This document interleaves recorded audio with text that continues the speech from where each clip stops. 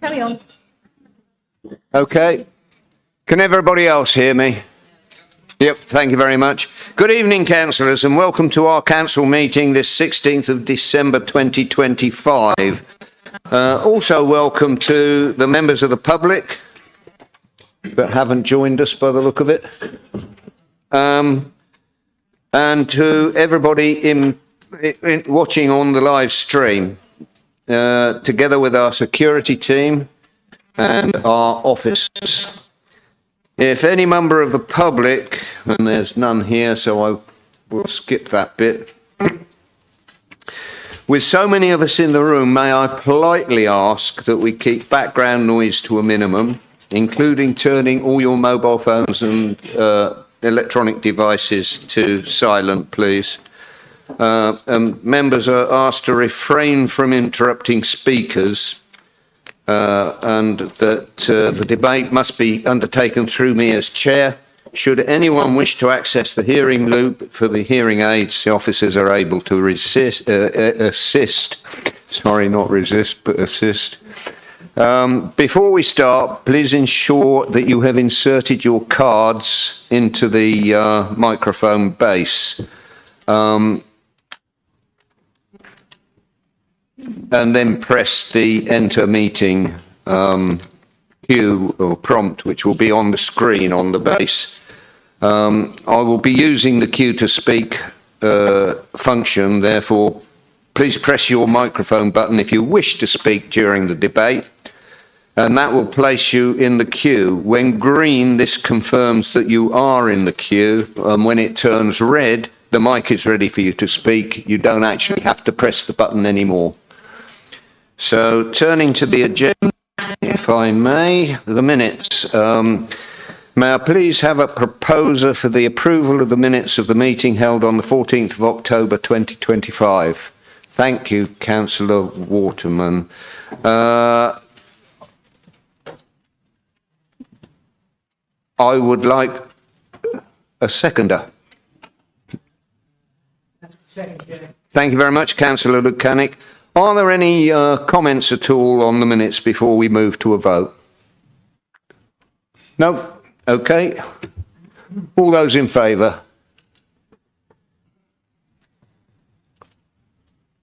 Any against?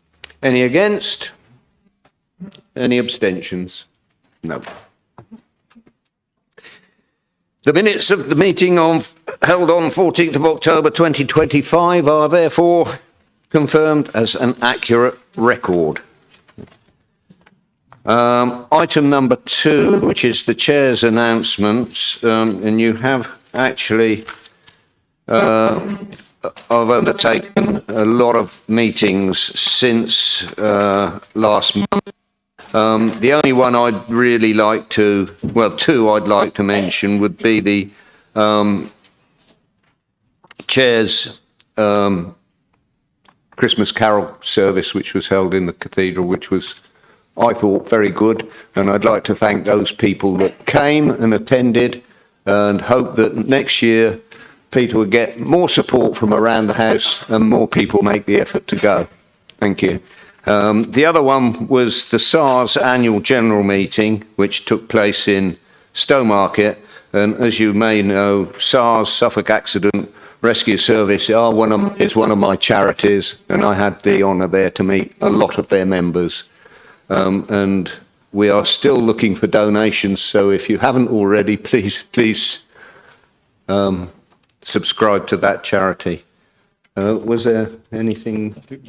Okay, thank you.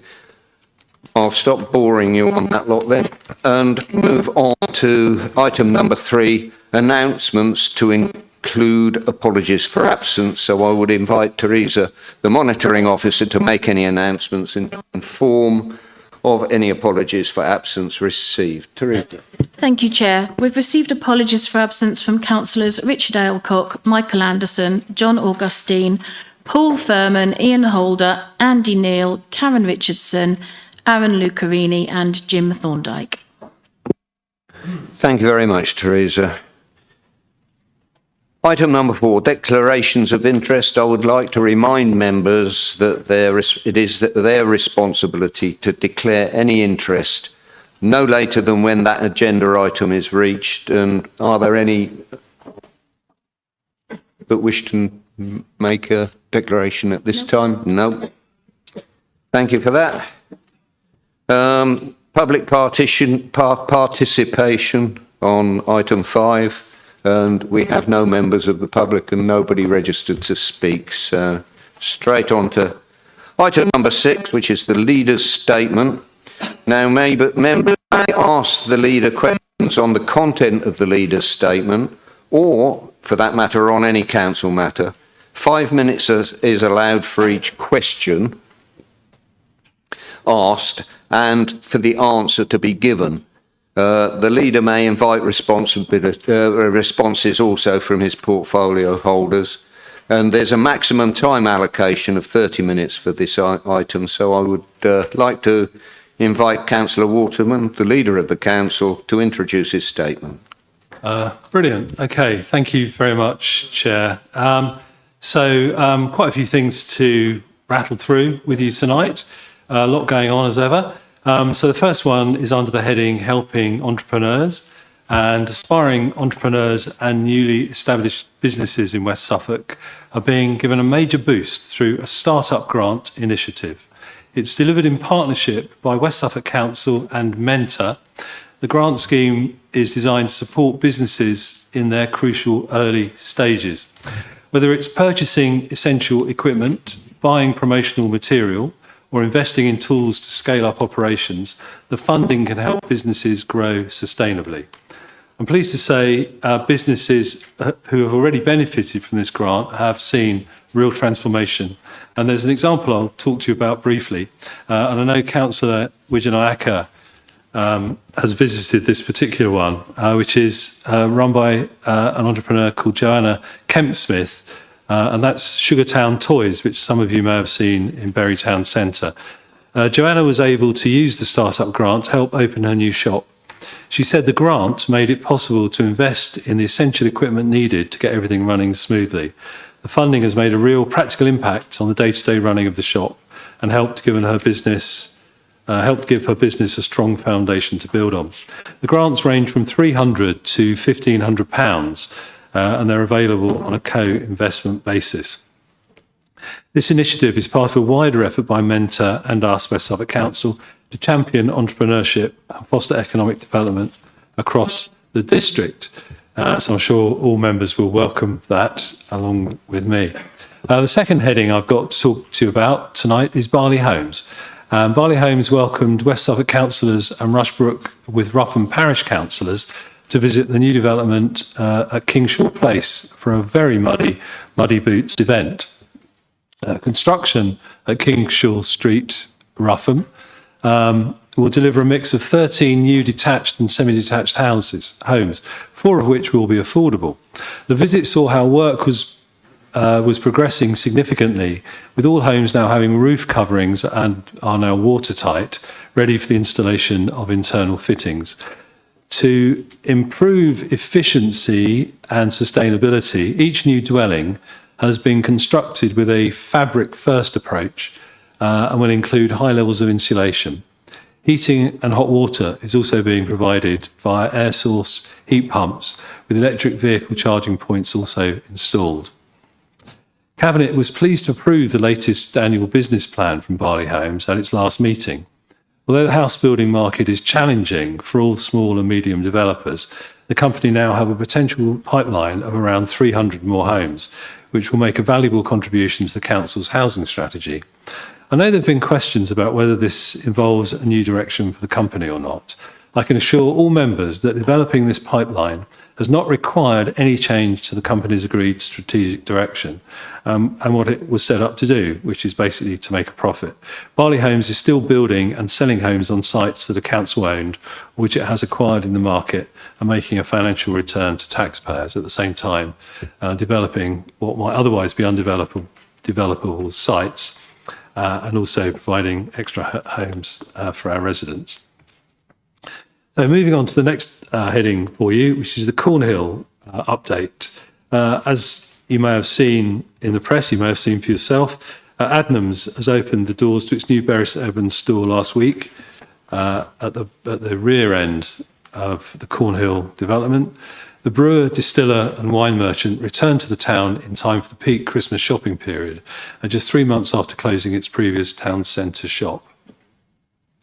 There was a bit of a last-minute push from Adnams to make sure that everything was signed and done and dusted, and I have to say, they emailed us after they opened to say thank you to our officers who'd expedited that process. And it just goes to show that as a council, we are fleet of foot and responsive to our residents and our businesses' needs. We're also progressing towards the signing of a lease for the other Cornhill commercial unit, which is also under offer. I do look forward to being able to confirm more details about our new tenant for this once the lease has been signed. Excuse me. So my next heading for you is play area investment. So 4 play areas in West Suffolk have received makeovers over the last few months as part of a council-funded programme for playground refurbishment and Developers 106 contributions worth £243,000. These are in Bury St Edmunds, Haverhill, Lakenheath and Newmarket, part of our rolling plan to ensure children's play areas are safe, challenging and fun to use. As ever, we went to those who would get the most of these vital facilities to help with the design and engage the pupils from local primary schools close to the play areas and communities. Play areas support our children's health and well-being, so making them safe, fun places to play is really important. We own and maintain over 100 play areas across West Suffolk, and the programme of upgrades and regular safety inspections make sure that equipment is in good working order to be enjoyed by families now and, of course, in the future. We also share this expertise with town and parish councils by inspecting their play areas for free. Even more improvement works to our playgrounds are planned, with Macpherson Robertson Way play area in Mildenhall scheduled for improvements before the end of March next year. This is being funded through UK SBS funds. Now we move on to a very topical thing at this cold time of year, which is warm spaces and our financial inclusion service. Community activities are being put on across more than 40 warm spaces this winter, with West Suffolk Council providing additional support and advice to residents. Village halls, churches and community centres are among the venues that will be providing daytime places where residents can meet, reducing isolation and loneliness, as well as their daytime heating costs. The council reached out in September to organisations that have hosted warm spaces in previous winters to see if they needed funding support to operate again this winter. That saw 33 of those organisations come forward to ask for that funding. As well as supporting the running of many of the warm spaces, the council's new financial inclusion service will also be visiting each venue. They will speak to residents, offering advice and support to help them maximise their income and save money on things such as heating bills. They will also direct people to grants such as the Suffolk Community Foundation Surviving Winter Fund. The Financial Inclusion Service is currently encouraging residents to check if they're eligible for pension credits. Nationally, £1.5 billion worth of pension credits is estimated to have gone unclaimed in 2024, according to government figures. Residents can find out more about the Financial Inclusion Service and other cost of living support on the Council's cost of living web pages. And the next heading is free activities during school holidays for families who need support. With the school holidays starting this week, children from families in need of support can book free activities coordinated by West Suffolk Council. The National Holiday Activities and Food (HAF) programme is primarily aimed at children under 16 who receive benefits-related free school meals. The government-funded scheme was set up to help support them during the school holidays when they may not otherwise get a hot meal. Eligible families should have already received information through their school or college. The HAF programme is coordinated locally by West Suffolk Council on behalf of Suffolk County Council. This is something we've successfully done for several years, and I'd like to thank all the organisations who make this possible. West Suffolk is making free discretionary places available to the children of other families in need of support who would otherwise be ineligible for HAF. These discretionary places are limited and will be decided by Suffolk County Council on a first-come, first-served basis. And mentioning things the government have done, let me just highlight three things the government has done recently, which are going to make a real difference to us as a council and to our residents. The first is that the Pride in Place programme has awarded £20 million to Lakenheath, £2 million over 10 years.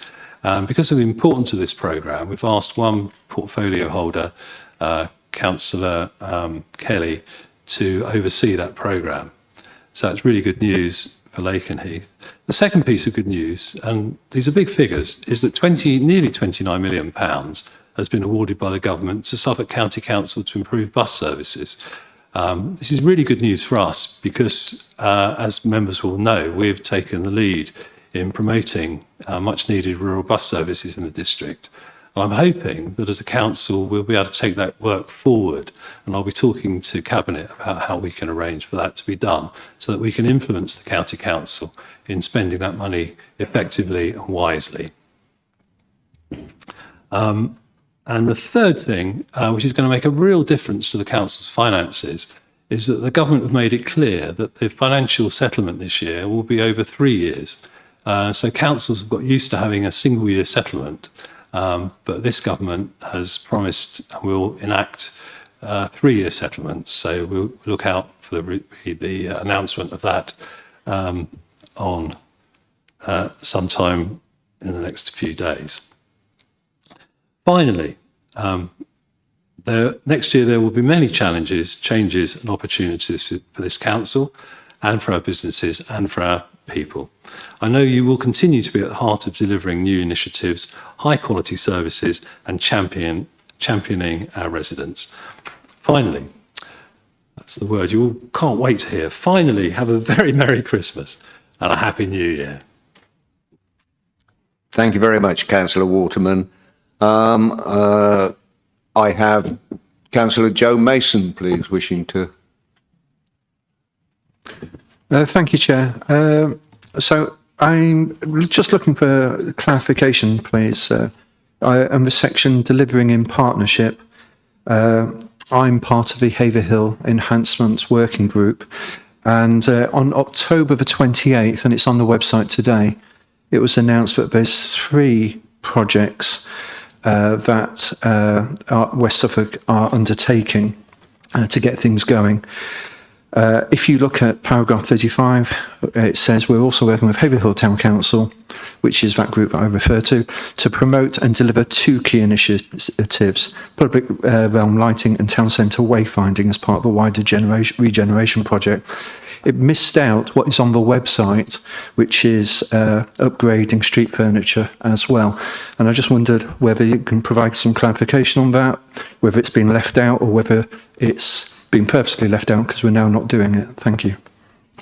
Yeah, thanks, Councillor Mason. That's a very good question. And yes, I must admit, I was reading through my written statement earlier again today, and I noticed that had been missed out. So I'm happy to reassure you that all 3 of those actions will be undertaken, and the street furniture is certainly part of the programme. Councillor Margaret Marks, please. Thank you, Chair. I address my question to the leader, but I really address the comment to all of our councillors.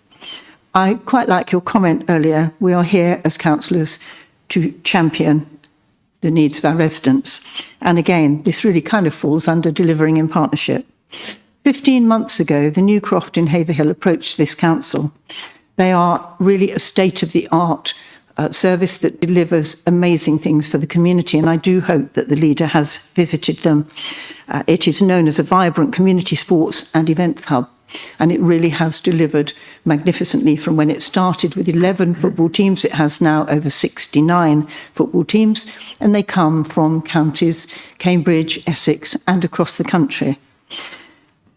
About 15 months ago, the trustees approached this council and asked whether a small piece of land that is currently leased to them at £1 a year could be transferred to them, which would allow them to access other grant funding to enhance the facility that they already have.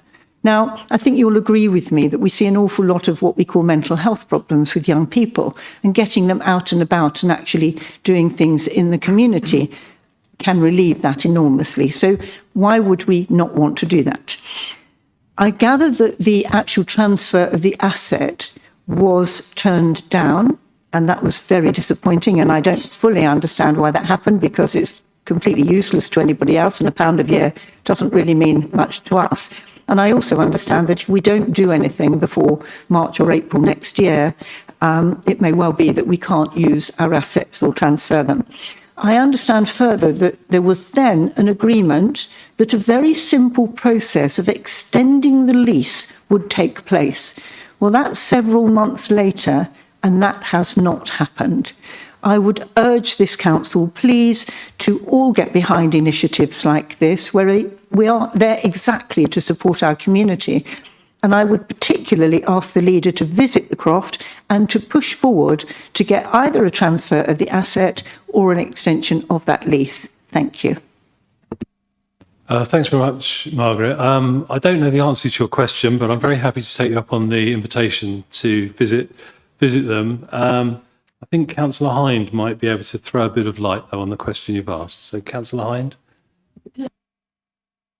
So I don't know, I'm not aware of all the details, but I understand we're actually in consultation with them about continuing the lease. So I'm sure that matter is in hand, but I can always give a written reply later, but I can assure you that it's in hand. Thank you. Before I move on to Carol Bull, I just would like to apologise for the rather broken sound that was happening on the AV system. One of the camera 3 is broken. And as I understand it, camera 3 is broken as well. So whoever would be focused on by camera 3 will not be now. Apologies. Carol Bull, please. Councillor Bull. Spoke about the investments in the 4 play areas, which are all in towns. I mean, they are such important areas. Villages have them too. I wanted to know how we can assist some of these play areas. It's extremely expensive to upgrade them.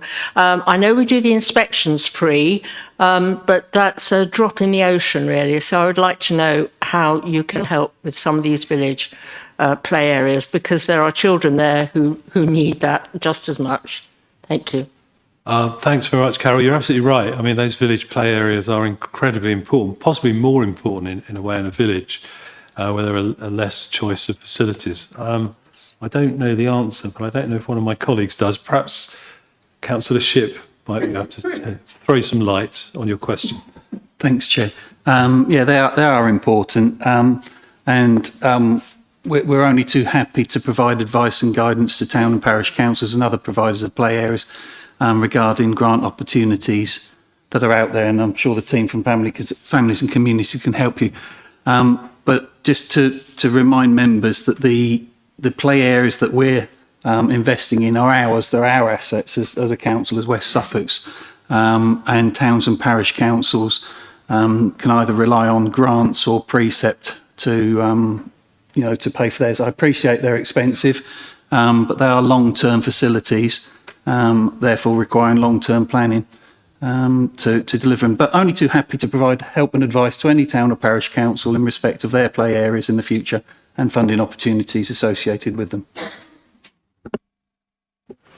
Thank you. Councillor Indy Wijanayake, please. Thank you. Thank you, Chair. I'd like to thank the leader for highlighting the startup grant funding.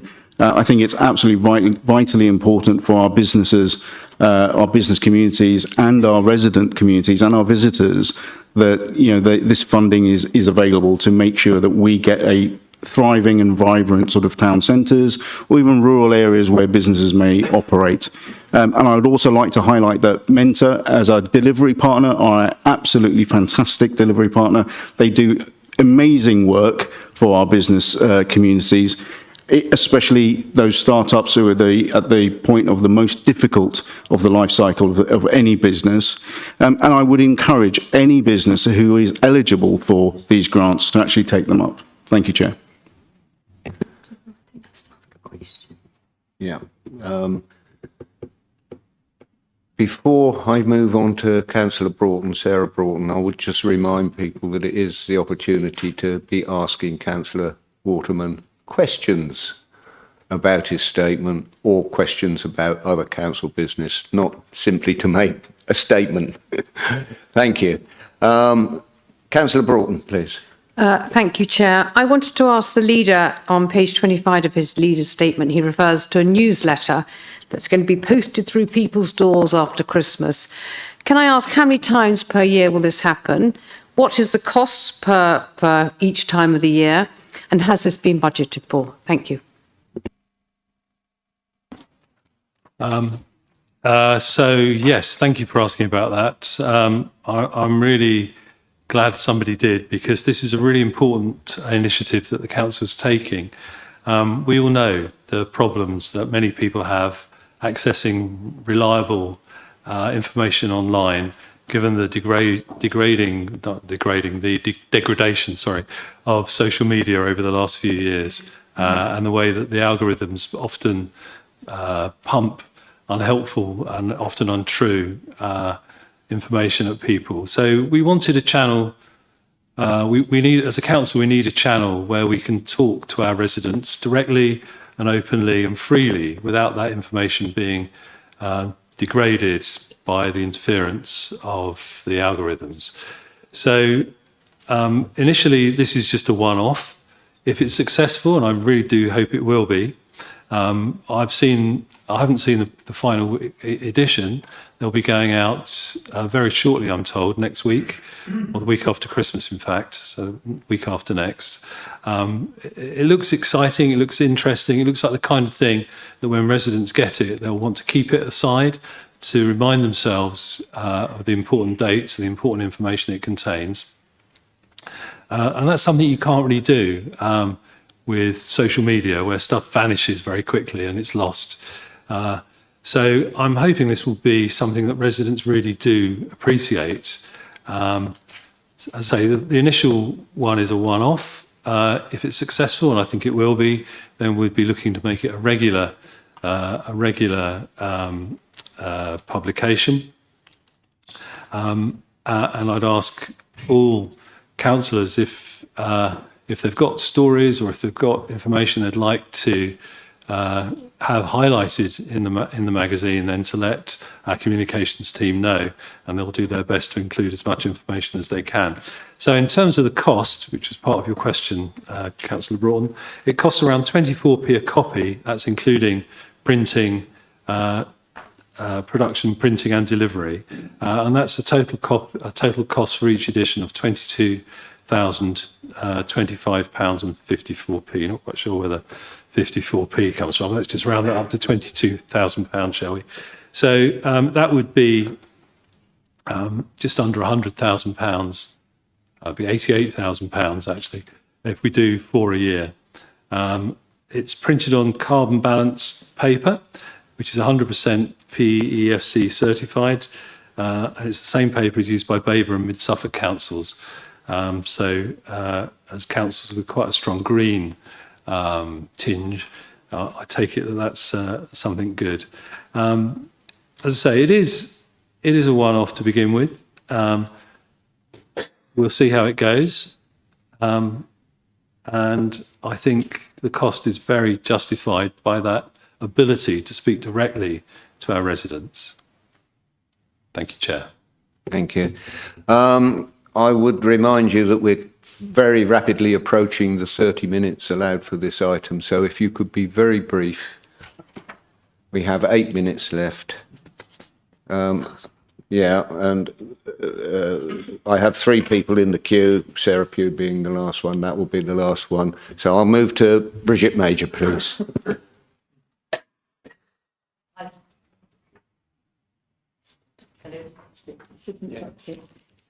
Is it okay? Sorry, thank you very much. I shall try my very, very best to be brief, although it is very, very difficult. As you know, the poor people of Moreton Hall has had indeed what the leader statement says, a challenging year, and most definitely a year of very little delivery, let alone opportunities.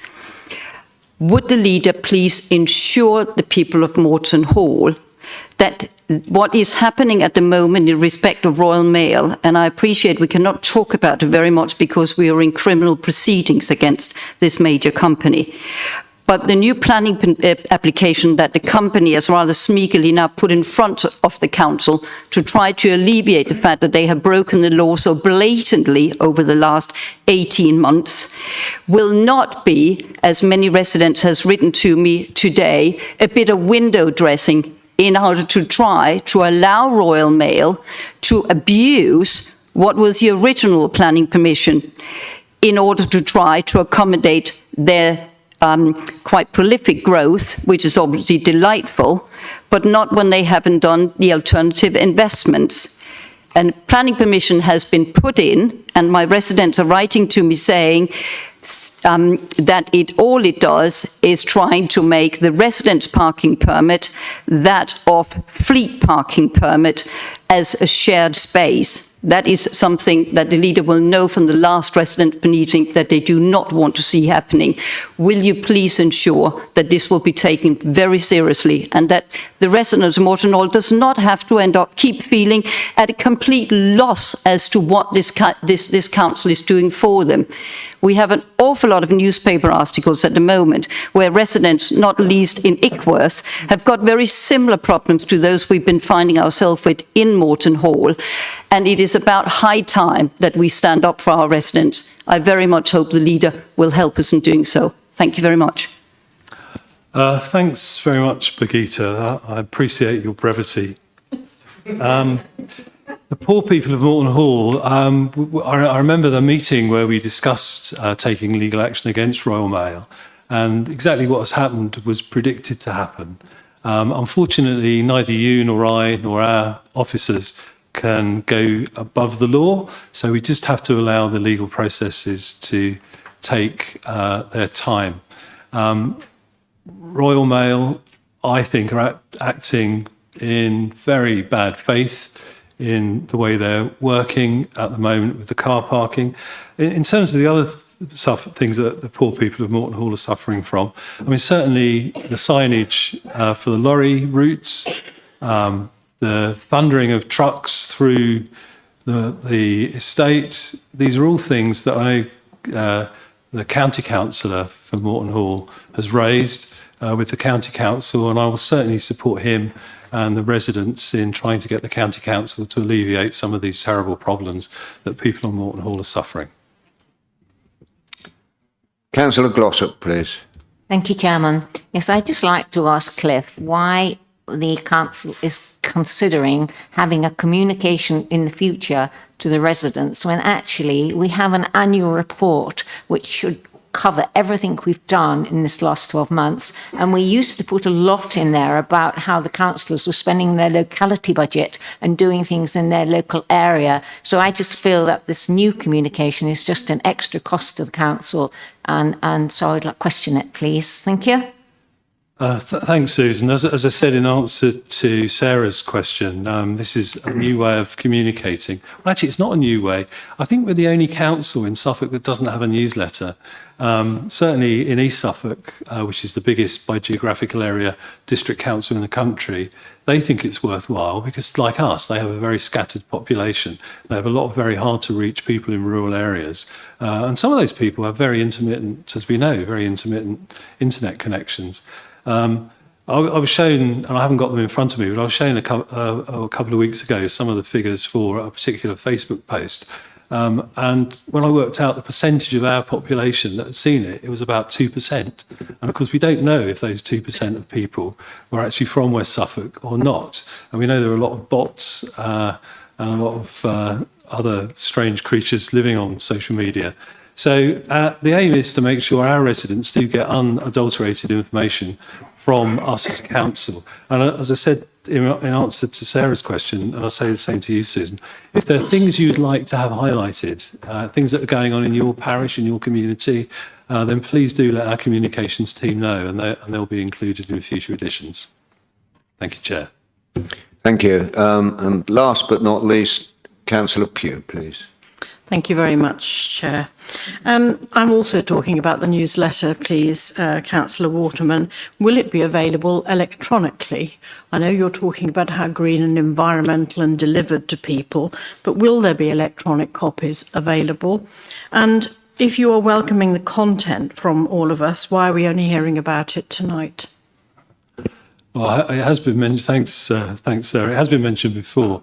It has been sometimes slightly frustrating process getting it produced, if I'm absolutely honest with you.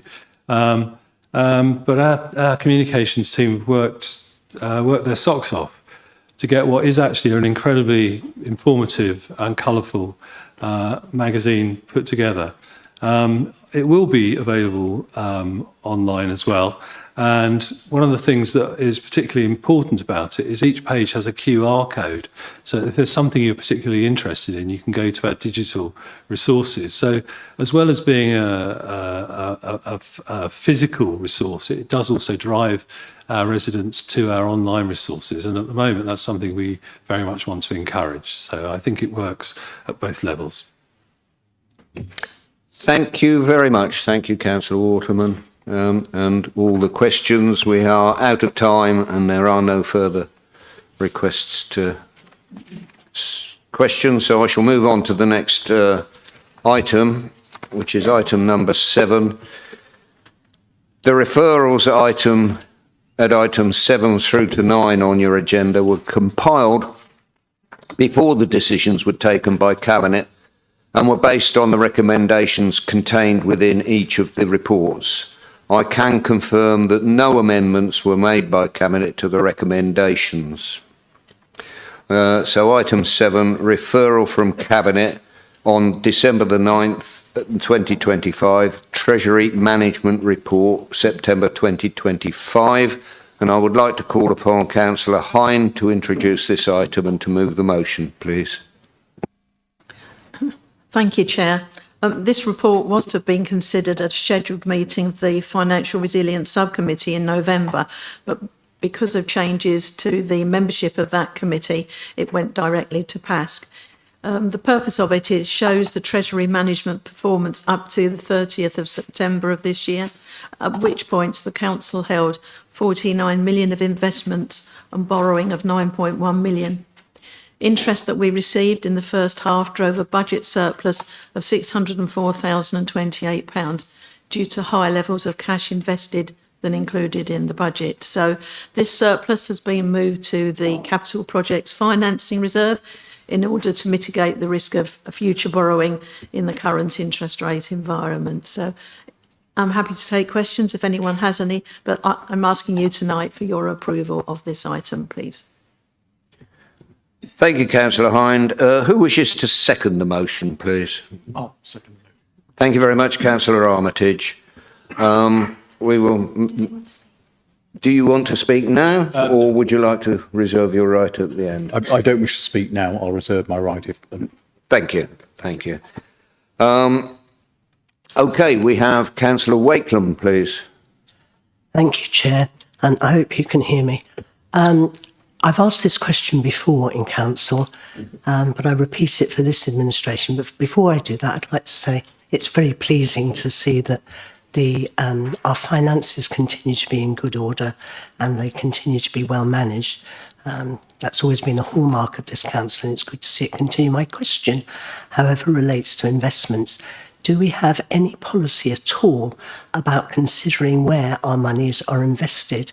In particular, whether they are invested both ethically and with a view to walking lightly on the planet. Thank you. Councillor? So, no more members to speak. So, Councillor Armitage, did you wish to speak? No, I have nothing further to add. You have nothing further to add. So, My answer. Councillor Hind, if you'd like to close the debate, and then we'll move to... Yes, I can assure you that we do that. So we'll be reviewing it again, as we always do. I think we do it in February, but yes, we do is the complete answer. Thank you for that. There are no further speakers, so I will move to the vote on this. All those in favour, please. Any against? Any abstentions? Thank you. So that motion is passed.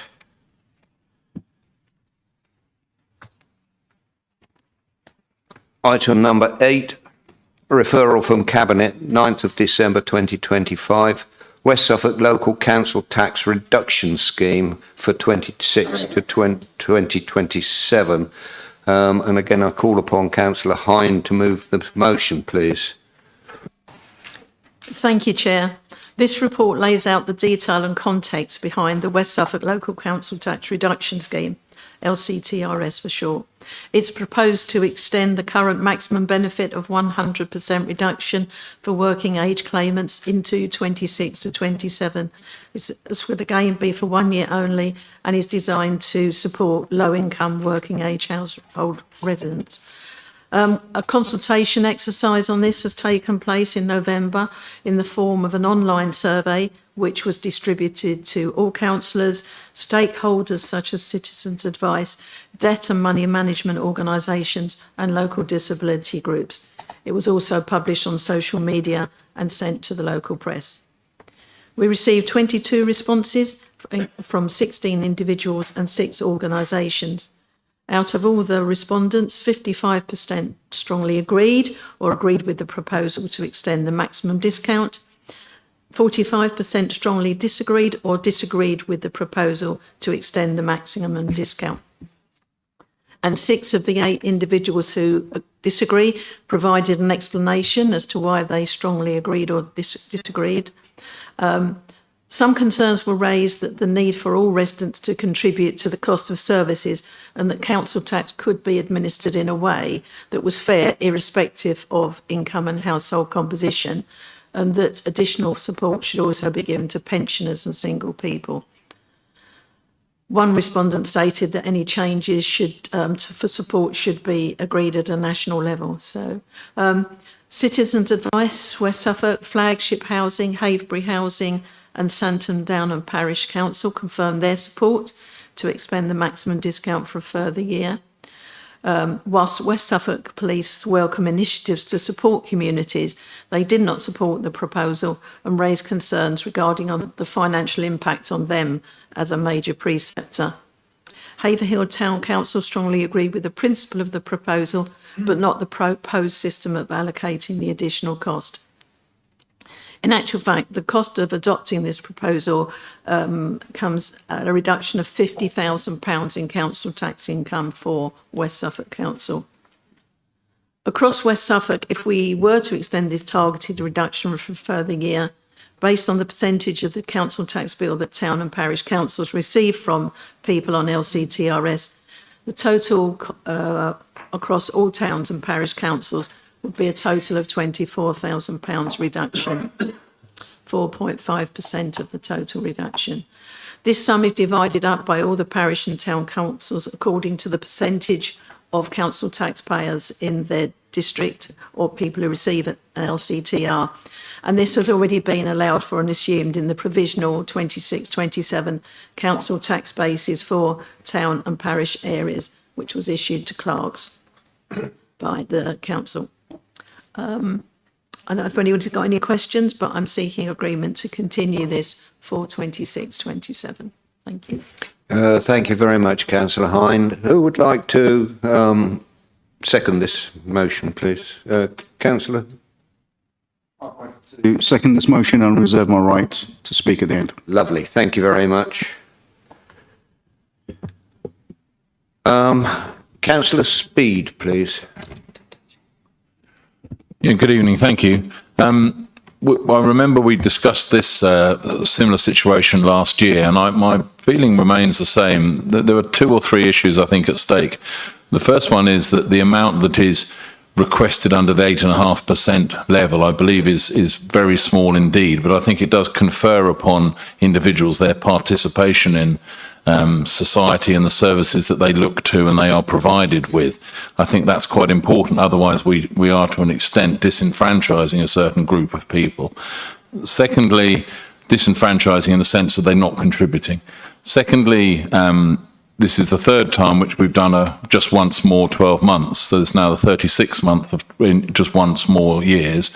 I don't see that the cost of living situation gets any better. In fact, I think it has got better in the last year. And when we discussed it last year, we talked about the principle of identifying what constitutes a cost of living issue, whether, for example, that meant a level of unemployment or inflation, etc. And I don't think we have any of that metrics. So really, we're just saying, things feel a bit tight, so let's a few people not have to contribute, whereas other people will have to contribute.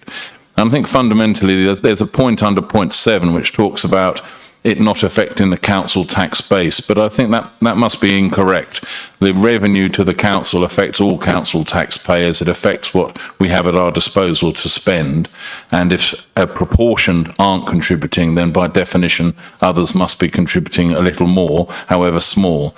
So I absolutely understand the principle of support. That's what the national benefits system is in place for. It's been enhanced considerably in recent months, and I don't think that us making this gesture really supports anybody. I think it just means they're excluded from the services that we will participate in. Thank you. I have no further. At the last moment, Councillor Laura Miller-Jones, please. Thank you. I do absolutely support this. I do think that it is very important that we do assist those people who can't afford to contribute. And, if people can't afford it, they can't afford it. The reason that Haverhill Town Council were sort of not completely on board with the way that this is done is because putting the cost or, part of the cost on those parishes who have a lot of residents who are on lower incomes, kind of areas with more poverty, means that actually those areas are bearing the cost. And what we discussed was the fact that we would appreciate it if West Suffolk in future would actually bear that cost rather than those parishes themselves bearing the cost. So that's just sort of a request to consider for next time, but I do support this proposal. Thank you. Thank you for that. Councillor London, please. Thank you very much, Chair. I also support this motion, even though I do strongly agree with what was said the other side of the chamber there, which is that this is effectively a sticking plaster on the way that we do funding for local government. But until that is sorted out at a government level, unfortunately, all that there is for us to do is to stick sticking plasters on it year after year. I really wish we didn't have to do this year after year. I really do wish that Parliament would pull its finger out and sort out the tax base for local government. But until that point, we have to keep putting plasters on. Thank you. Thank you, Councillor London. I have no other people requesting to speak, so I would like to move to Councillor Wijanayake, please. Thank you, Chair. Again, I'm seconding this because I think it is the right thing to do. I believe that if we don't do this, we will end up having to support those people that it does actually support, and it does genuinely support people. We'll have to end up supporting them in another way. So this is, I think, in my opinion, a very practical way of supporting people who need it most. Thank you. Councillor Hine, would you like to close the debate, please, before the vote? Yes, thank you, Chair. Yes, I guess the first and the last comments were really more statements rather than any suggestion. But I would say that, yes, there could be a better way of deciding on the tax base, but we are where we are. It's quite a small reduction. The people that are in receipt would already be in receipt of 91.5%, and you could say that it's not a lot. But I think every little bit helps some people who really are struggling. And that's why we've proposed to continue it. In terms of saying that it doesn't make an impact, I don't think that was the intent. The intent of that doesn't make an impact is that they're not going to lose that. We're not suggesting they lose that because it's already been accounted for in setting the tax base. And I was interesting because I've heard questions on this before, and this year I just decided to find out exactly how many people are in each parish. I won't bore you with the list because you can imagine we have a lot of parishes and there was a very long list. But the area with the most number of people, and they do tend to mostly be in bands A and B, but Bury St Edmunds was the town with the largest number of people in receipt of this. But of course the actual cost, which I recognise too, does vary from town to parish. And if you have a higher precept, then it is a bigger amount. So, but that's just the way it is. And I don't think we can expect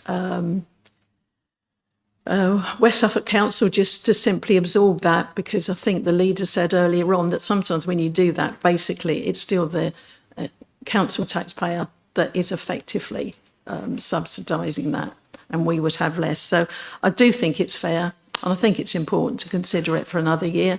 Whether or not we will be proposing this next year, I can't say, but I'm very hopeful that the next settlement that we get from government is actually going to be for 3 years, and that's going to enable us to plan a lot better. So I think, we'll just have to see whether or not we do consider extending it next year or not. But for this evening, I'm just asking for approval to extend it for 26, 27, please.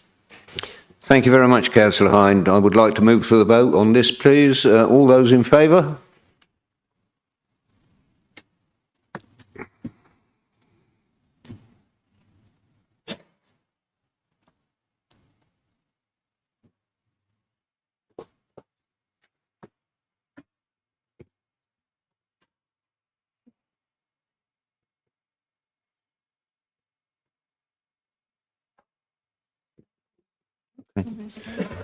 Any against?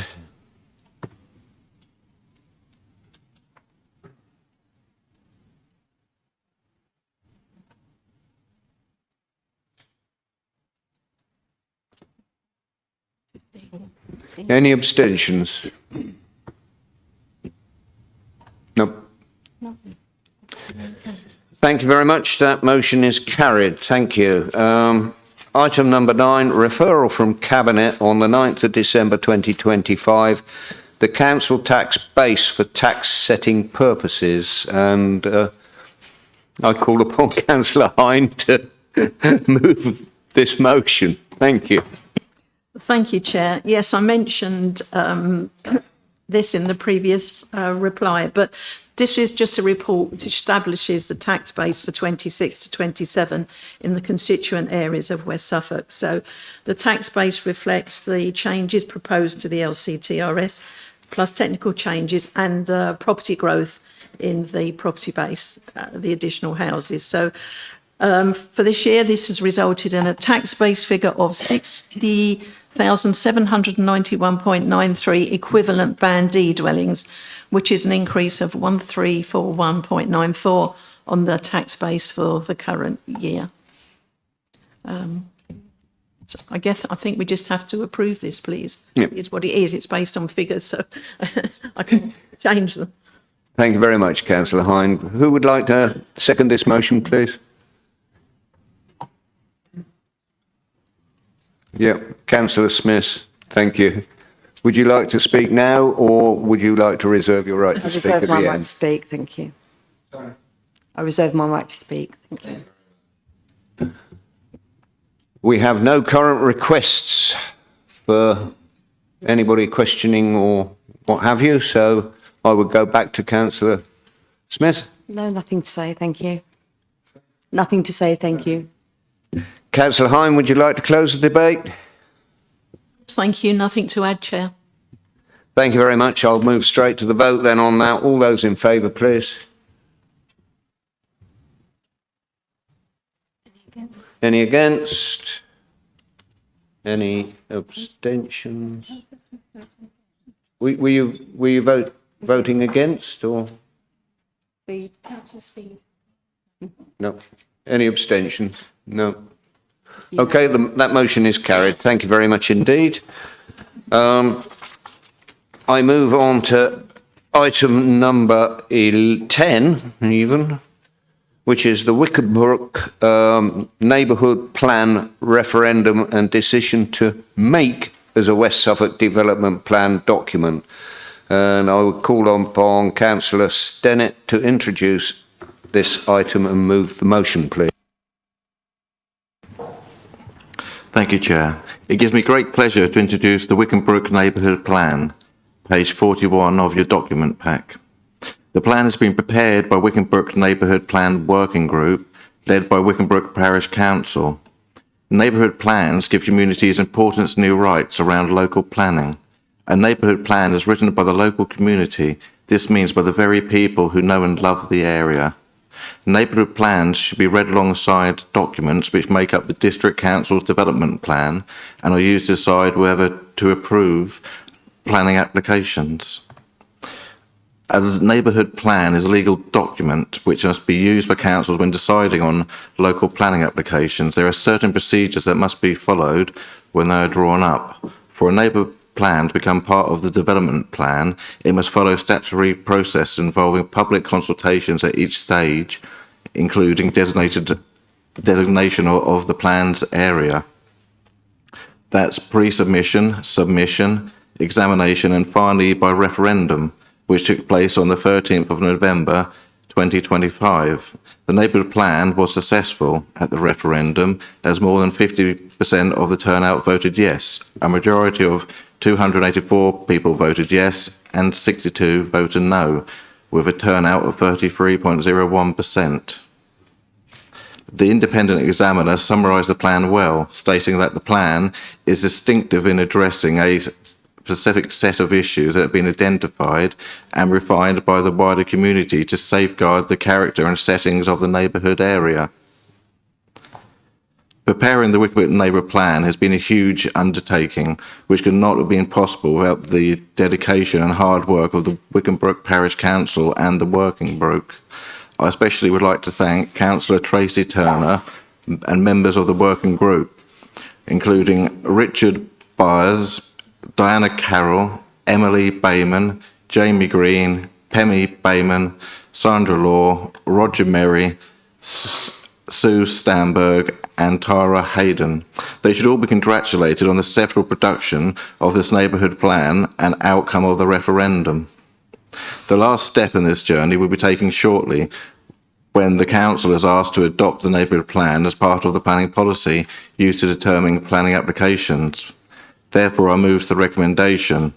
The recommendation is 1. West Suffolk Council adopts the Wickenbrook Neighbourhood Plan referendum version so that it becomes part of the statutory development plan, a material consideration for determining planning applications in the Wickenbrook neighbourhood area, and 2, gives delegated authority to the Strategic Planning Service Manager to make minor non-material consequential changes to the plan as necessary and exercise all of the council's functions responsibility in relation to making of the Wickenbrook neighbourhood plan. Thank you, Councillor Stannett. Who would like to second this motion, please? Councillor Pugh, thank you very much. Would you like to speak now or would you like to reserve your right to speak at the end? I'm going to speak now. Thank you very much. I don't mind. Please go ahead. I would like to really encourage people to support this. This is one of my parishes. It's an unusual village. It has 15 different centres. It's the largest village in Suffolk, I believe. And this parish council is extremely well run, and they have worked their socks off, getting their committee together and being very, very much engaged with the planning process. Former administrations or Councillor Roach, when he was chair of planning, and Marie Smith attend parish council meetings to talk about the local plan. They have really listened to what we have to do by law. They have asked questions. They have gone away and thought about it. They have worked hard. And I really would like everybody to support this, please, because, it's a community that's engaged with us. Thank you. Thank you very much, Councillor Pugh. I have nobody on the list here to speak on this subject, so I would like to ask Councillor Stennett to close the debate before the vote, please. Thank you very much. I concur Councillor Plue's views entirely, and I wish that everybody would vote for this recommendation. Thank you, Chair. Thank you very much, Councillor. All those in favour, please. Any against? Abstentions? The motion is carried. Thank you very much.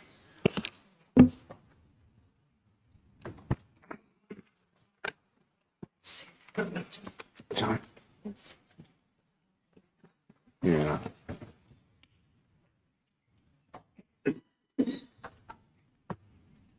Thank you. Item 11, proposed changes to the Constitution. And surprisingly, I shall call upon Councillor Hine to introduce this motion and move the motion. Thank you. Yes, thank you very much, Chair. We don't often amend the Constitution, but the Constitution Review Group met on the 12th of November to consider two amendments. The first amendment is to Part 4A of Council Procedure Rules, motions which need written notice. Currently, the Constitution provides that once a motion has been proposed and seconded, only a maximum of 5 members may speak on it. And as you know, we have to press the button. So the monitoring officer was concerned that this was stifling a full and proper debate, and it makes it difficult if other members wish to propose an amendment. And as I've said, currently, if you're not one of the first 5 to press the button, then you lose the chance to comment unless the chair exercises discretion. So I think it is an important thing for democracy, and I would just stress that if this amendment is agreed tonight, it does take immediate effect. The second amendment is also to Part 4A, paragraph 6.2 and Part 4B. But basically, it's a slight amendment which will enable officers to implement an electronic form to assist members of the public wishing to register to speak at council, cabinet and committee meetings. It doesn't replace the current arrangements, but it will provide an additional method which will thus enhance the process. It's anticipated that this process could be completed by the end of this year, so I'm also seeking delegated authority for the monitoring officer in consultation with the chair of the Constitution Review Group to implement the amendment when the forms are ready to go. I therefore propose the motions at agenda item 11, which are on page 49. Thank you very much, Councillor Hine. I understand Councillor Smith would like to second this motion. Would you like to speak at the beginning, or would you like to reserve your right to speak at the end? Thanks, Chair. Yeah, happy to second. I'll reserve my right to speak. Thank you. Thank you very much. I have nobody wishing to make a question or a comment on this, so I'll move straight back to Councillor Smith for your... Just say I'd like to take some of the blame for the mess at the moment, because when I first joined the council back in 2019, it was me that suggested we needed to make it more open to debate, and unfortunately it probably made it worse. So happy to make it better this time around. Thank you. Thank you very much. Councillor Hine, would you like to close the debate before the vote? Yes, I'll just close it with saying thank you for your kind words, Dave. I think we often make changes and then the law of unintended consequences reveals things that you hadn't anticipated. But I think what we've done here is we've responded to something and we're making the system better. So hopefully we'll all be in favour. Thank you. Thank you very much. All those in favour, please.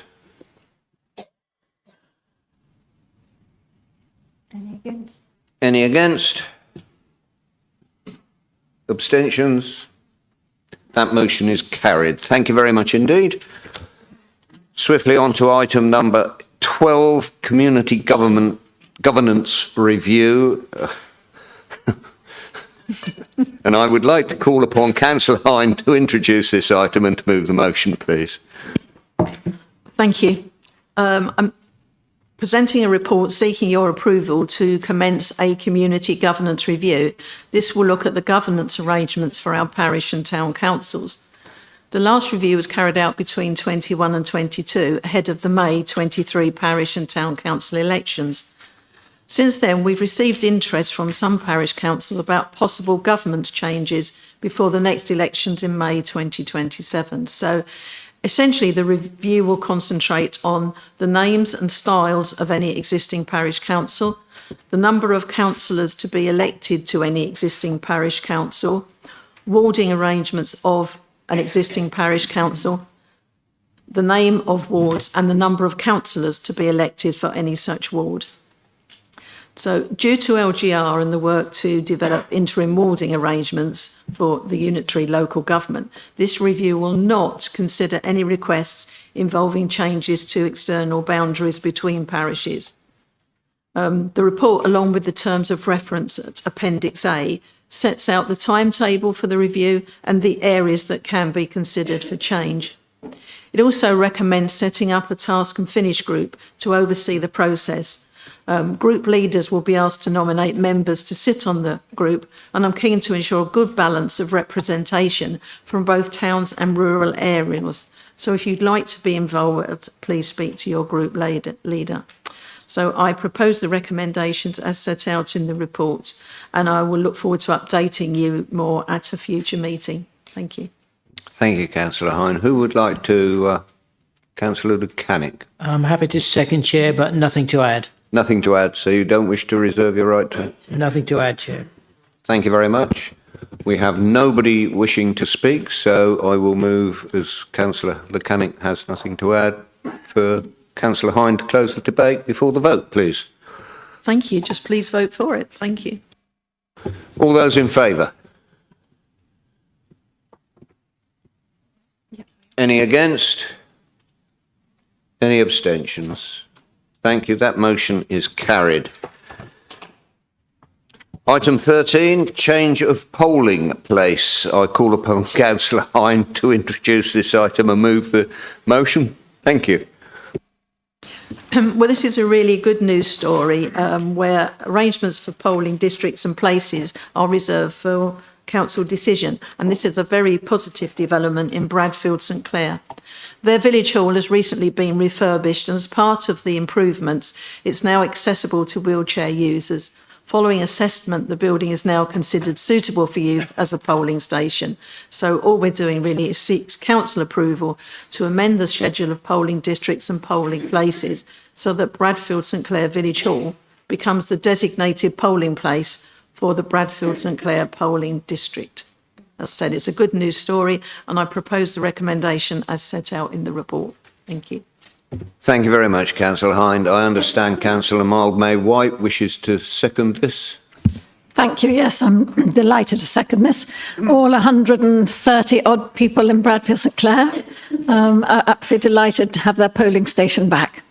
They worked hard to raise the money and have improved the village hall. So should there be a wheelchair user, they will now be able to access the hall. Thank you, Chair. I'm delighted to second it. Thank you very much. I have nobody wishing to comment or question on this item, so I'll move directly to the vote. Oh. I'll move directly to the vote after Diane has closed the debate. I was just going to say, please just move to the vote. Thank you, Chair. That's what I was going to do. Thank you. All those in favour? Any against? Any abstentions? The motion is carried. Thank you very much indeed.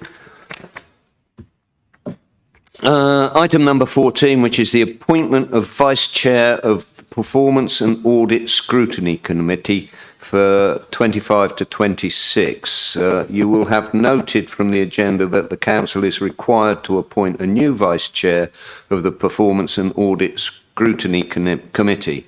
Nominations must be made from the current membership of this committee, and I would call upon Councillor Waterman the leader of the council, to make his nomination for the election of this role. Thank you. Many thanks, Chair. I was surprised it wasn't Diane's turn again, but apparently not. So I'd like to nominate Councillor Jan Jarvis for this post, please, Chair. Thank you very much, Councillor Waterman. Councillor Jarvis, are you willing to accept this role? I respectfully accept the role. Nomination, sorry. Nomination, sorry. Yeah, that's right. Thank you. Are there any other nominations? Apparently not. So I'll now take the vote. All those in favour?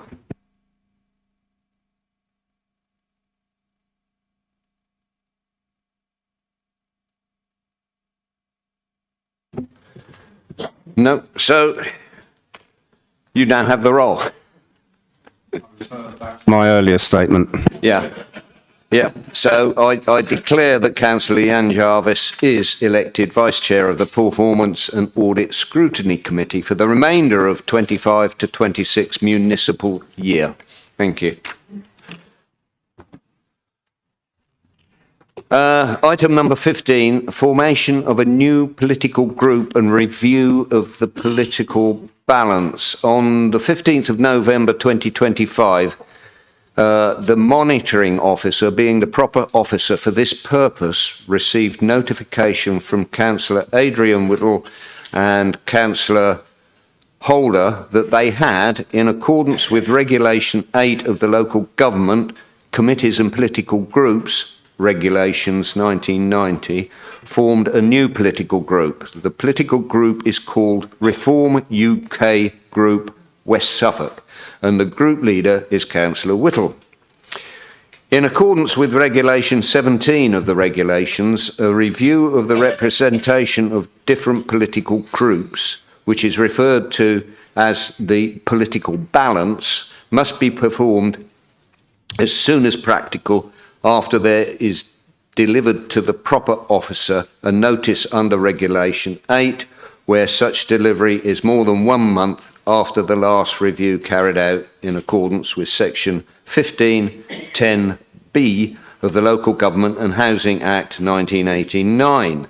A review of the representation of different political groups was last carried out by this Council on the 14th of October 2025. Therefore, there is a duty for the Council to undertake a further review of the political balance. The monitoring officer has conducted a political balance recalculation and, in noting that the 2 members of the Reform UK Group West Suffolk were previously the Council's 2 non-grouped members, allocated 2 seats, one on the Development Control Committee and one on the Overview and Scrutiny Committee, the formation of the political group has resulted in there being no change in the political balance. In the circumstances, I ask the Council just to note the review and that the allocation of seats on the committees remains unchanged. Thank you. Item number 16, motions on notice. Under Section 9 of the Council Procedure Rules, Councillor Julia Wakelam and Jan Jarvis have given notice of motions as contained in your agenda packs. Earlier in this meeting, under agenda item 11, Council approved amendments to the procedure rules in respect of motions that need written notice, as contained in the Constitution. And this means that the number of councillors wishing to speak on a motion on notice is now no longer restricted. Each member, including the proposer and seconder, may therefore speak once for a maximum of 3 minutes on each motion submitted. The proposer has the right of reply at the end of the conclusion of the debate for 3 minutes. And we shall consider each motion in turn, starting with paper number COU/West Suffolk, or the WS/25/035, and I would call upon Councillor Wakelam to introduce this motion. Move the motion and introduce this. Colleagues, This motion is brought to you tonight as an act of solidarity with and love for our fellow citizens, and as a reaffirmation of British values. As defined by the government, they include mutual respect and tolerance of different faiths and beliefs.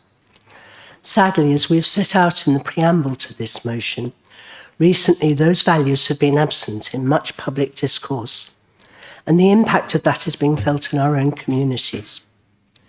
People of colour, both British-born and immigrant, are facing rising abuse and hostility. Foreign-born residents are becoming fearful of going out to hospitals and other public spaces, and foreign and ethnic minority hospital staff are regularly under attack.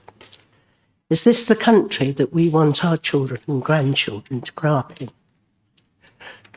Many of us here tonight, including myself, are descended from or are in fact migrants. But this does not detract from our love of country. On the contrary, we're much more aware of how lucky we actually are to live here. In my experience, most people have a genuine care for their communities and for their neighbours, regardless of their background. You can see that week after week in our local papers, people doing selfless acts to help others, to make our towns and villages great places to live. But there has been a change in mood, and that is both sad and dangerous. Delroy Banton, the army veteran who was the victim of a racist attack in Bury St Edmunds, said in the Bury Free Press, "I just think it's different now. I think with all the talk about immigration, it actually emboldens people to think that they can do this to me. That's my feeling. That wasn't the case 2 years ago. There's a definite change in mood." So what can we as councillors do? What is the purpose of tonight's motion? Will it actually achieve anything? Will it in fact be divisive? And surely we as a council are already doing much of what it asks us to do. As elected representatives of our communities, in my view, we have a responsibility to stand up to those who seek to divide us and to do what we can to foster good community relations. At a time when the atmosphere can be febrile and divisive, I believe we must make explicit our commitment to inclusivity and diversity and our support for everyone who lives in West Suffolk. By passing this motion and taking the actions we have requested, we are saying loudly, clearly and publicly that we represent every member of our community. Do not underestimate the value to those facing discrimination, whether overt or subtle, of knowing that those in positions of influence and power have their back. We have the privilege of a public platform. Let's use it wisely and well to support our thriving West Suffolk. There is more, far more, Sorry to that interrupt. joins Can you us than finish in divides one us. sentence? I urge you to support this motion. I call upon Councillor Miller-Jones to second the motion, please. Thank you very much. Yes, I am very pleased to second this motion, and I would like to reserve my right to speak. Thank you. Thank you very much. We have Councillor Adrian Whittle, who wishes to speak first. Thank you. Hello, Chair, members. I would like to improve this motion with 18 words, an amendment. But I'd like to introduce my preamble. Council notes with concern the escalation of politically motivated criminal damage, including the occupation and vandalism of GodTech Group in Brandon by members of Palestine Action, as well as unrest linked to similar groups in Haverhill. These incidents highlight how divisive rhetoric and extremist forms of protest can undermine community safety and erode public trust. Council further notes with grave concerns the rise in extremist rhetoric and protest more broadly. Since the Hamas-led atrocities of 7th October 2023, more than 30 large-scale national pro-Palestinian demonstrations have taken place in London. These events illustrate how inflammatory slogans and extremist mobilisation can create conditions in which violence may emerge, leaving Jewish communities feeling particularly vulnerable. A recent horrific example occurred on Sunday the 14th December at Bondi Beach in Sydney, Australia, where an attack during a Hanukkah celebration has been classified as a terrorist act targeting the Jewish community. So I have a proposed amendment. I would like to improve the motion with these 18 words, one word, paragraph 3, with the original motion, is to swap out inclusion with integrated. So it works with partners in education, health and social services and the police to promote a truly fair and integrated society. And on item 5, to add 17 words to the item on item 5, robustly publicise this reaffirmation of its standards, including a clear rejection of divisive rhetoric and extremist, unlawful protest that threatens Jewish and other minorities. Thank you. Thank you very much, Councillor Whittle. Who wishes to second the amendment, please? Councillor Tony Brown, would you like to speak now, or would you like to reserve your right to speak? I'd like to reserve my right to speak at the end. Thank you. Thank you. Yeah, at this point, I'll pause the meeting briefly so that the wording can be seen by everybody.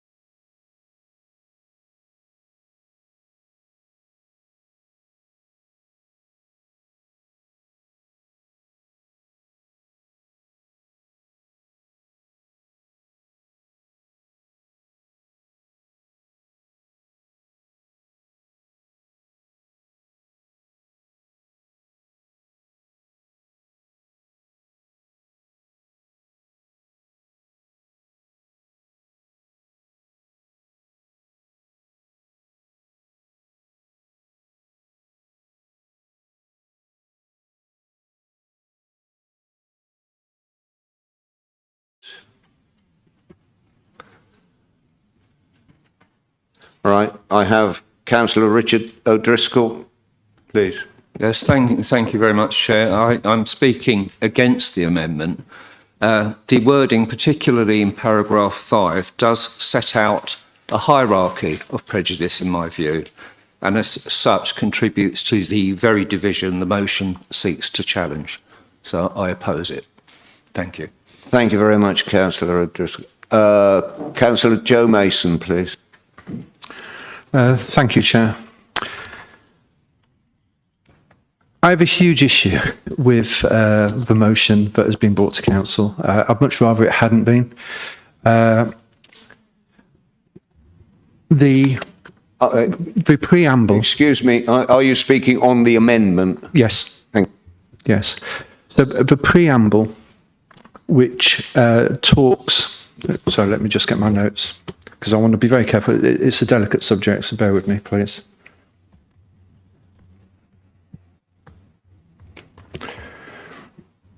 Oh, no, now I don't know my password.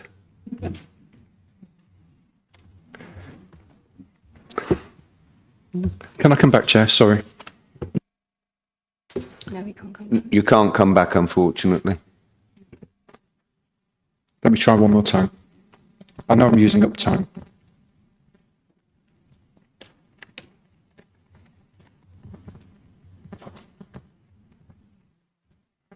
Okay, so I want to be clear at the onset. I support the principles set out and the Council therefore resolved to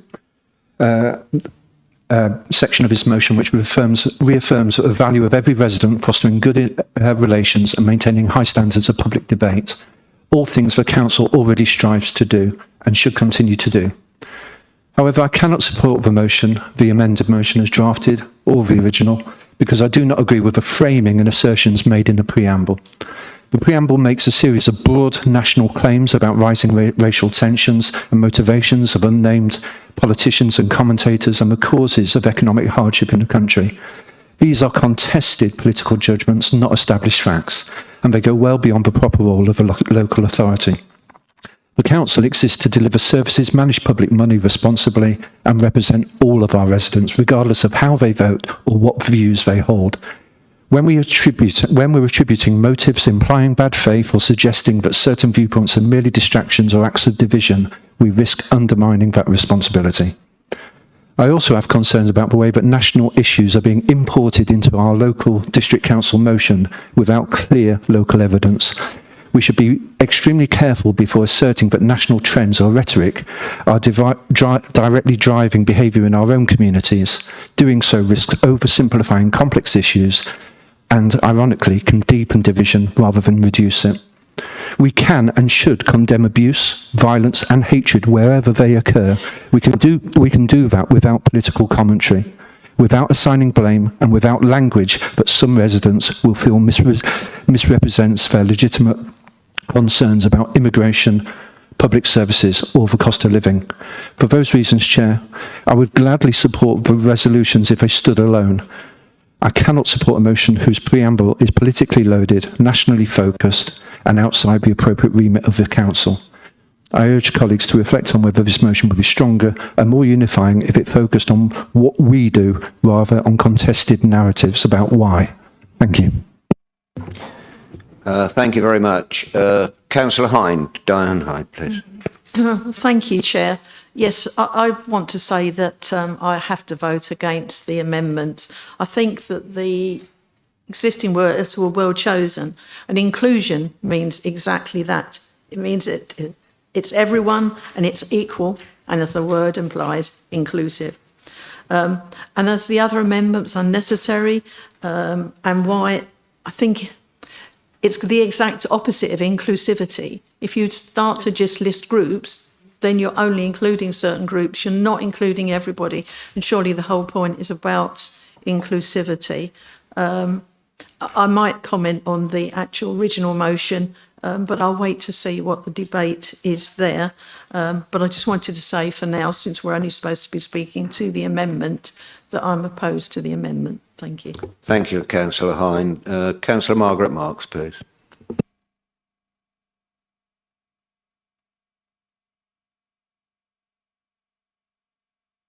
I know I shouldn't do that. It's absolutely stupid, isn't it? I absolutely support what Councillor Mason has just said, and to some extent I feel that this amendment to the motion does impugn our integrity. Our own standard of conduct automatically infers that we will comply with this standard and that we will act inclusively. Intolerance extends tremendously in our society at the moment, and I think that's an element of frustration with many people in the public. And it doesn't just extend to any one particular group. They can find all sorts of reasons to blame people for all sorts of things.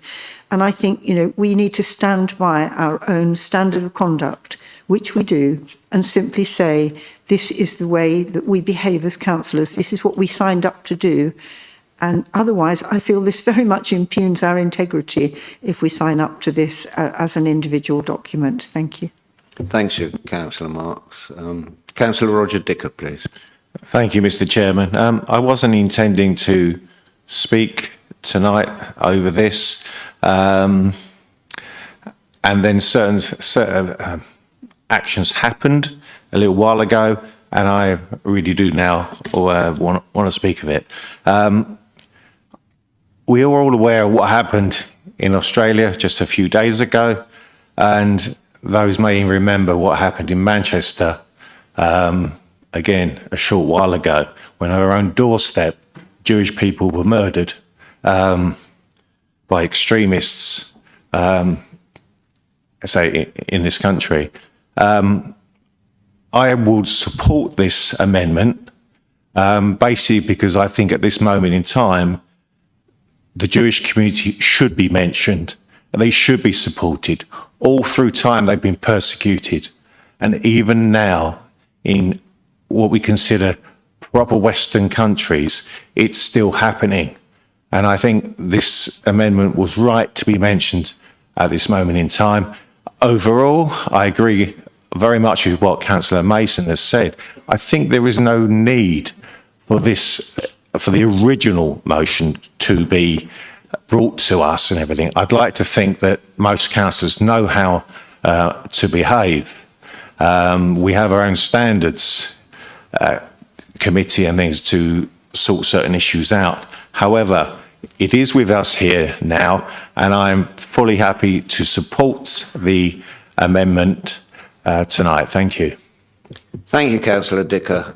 I have Councillor Laura Miller-Jones speaking on the amendment, please. Thank you. Hi. Yeah. So I do not think that it makes any sense in this motion to explicitly refer to our Jewish community, because obviously this motion is about supporting everyone, all minorities, people of all backgrounds.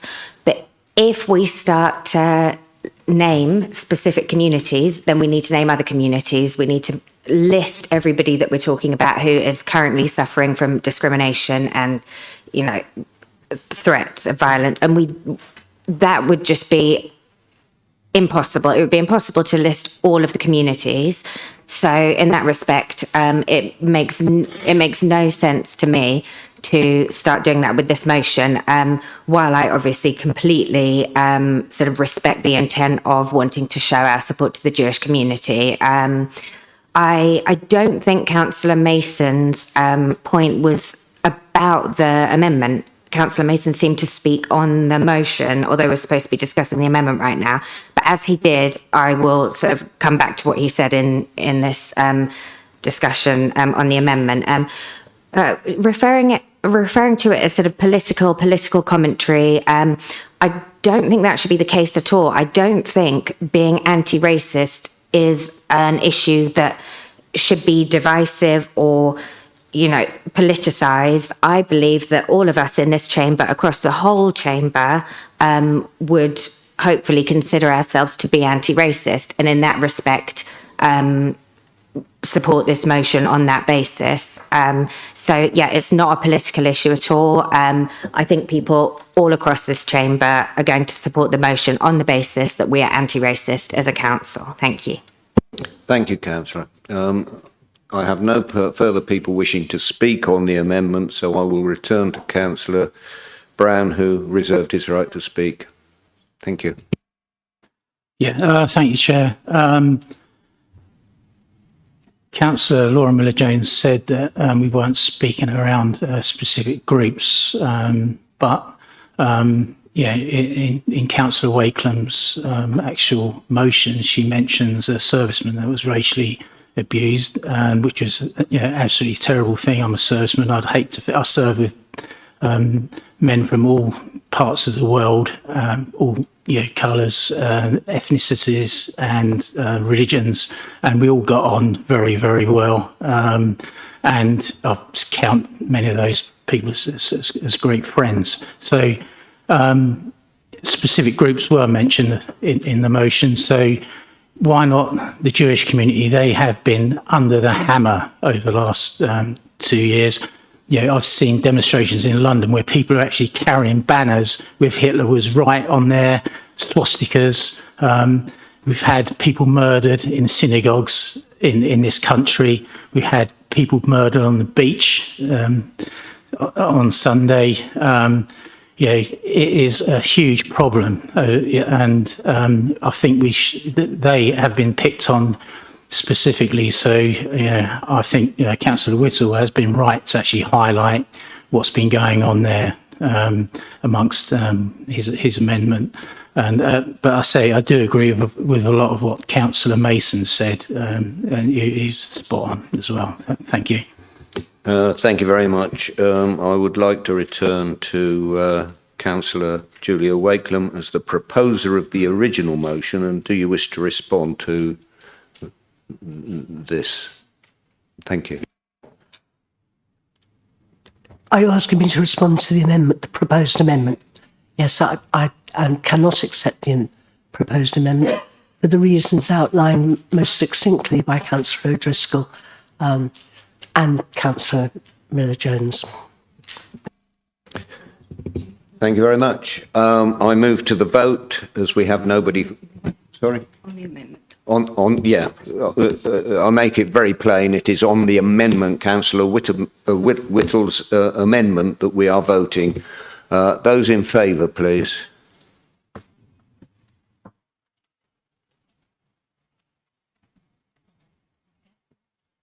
Those against?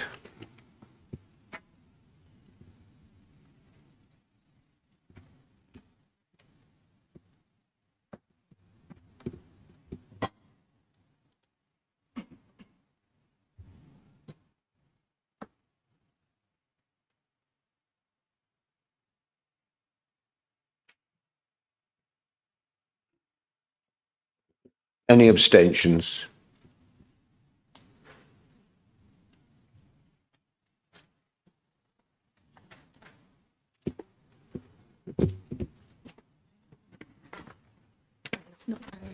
It is not carried.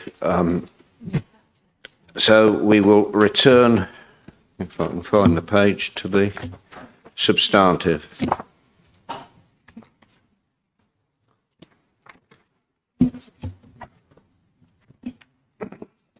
Yes, I can.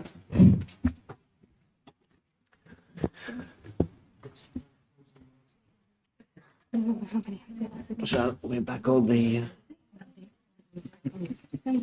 So we go to those wishing to.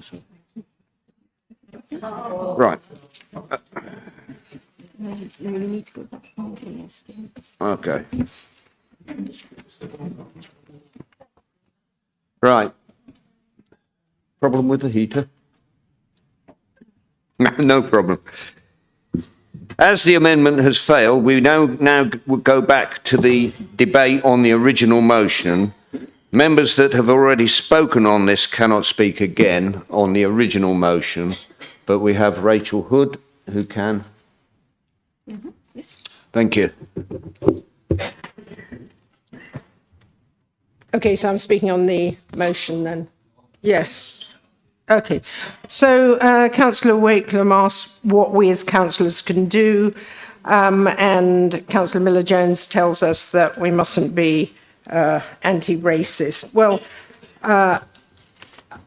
we as councillors are already doing all of the things that that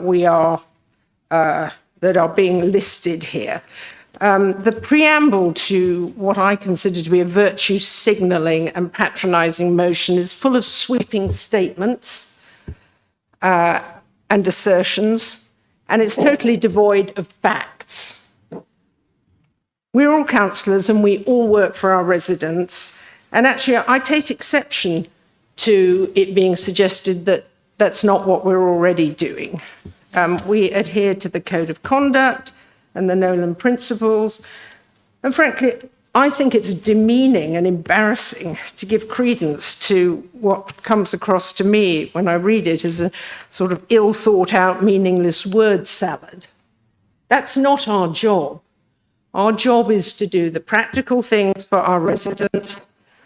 It seems to me to be a cynical distraction, and I will certainly be voting against it.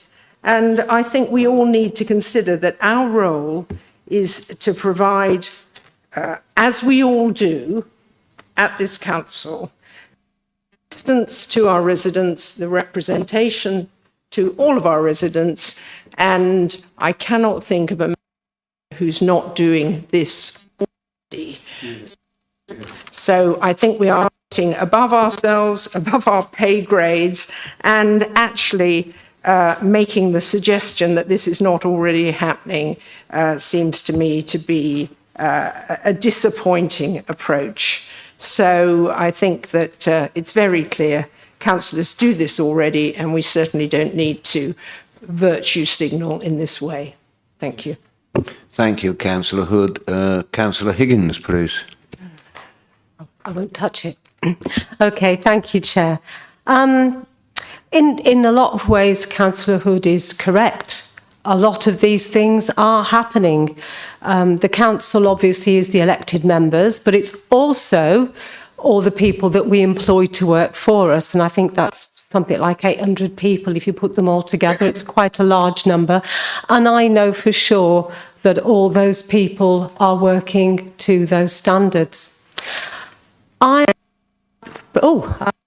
In some way, I get to go to a civic services. On several of those civic services, I've been asked. Maybe not too close. Am I too close? Is that the problem? No, see if we can sort the sound for you. Sorry about that. Okay. If I can just very quickly recap on what I've said, I know that there are about 800 people associated with this council, and I don't know of anybody who doesn't conform to those standards, or at least that not come to my notice. More importantly, of course, my own portfolio is about actually seeing through these particular things, and I know that the people in that team and the others all maintain that standard. I am very privileged because I get to go to a lot of civic services.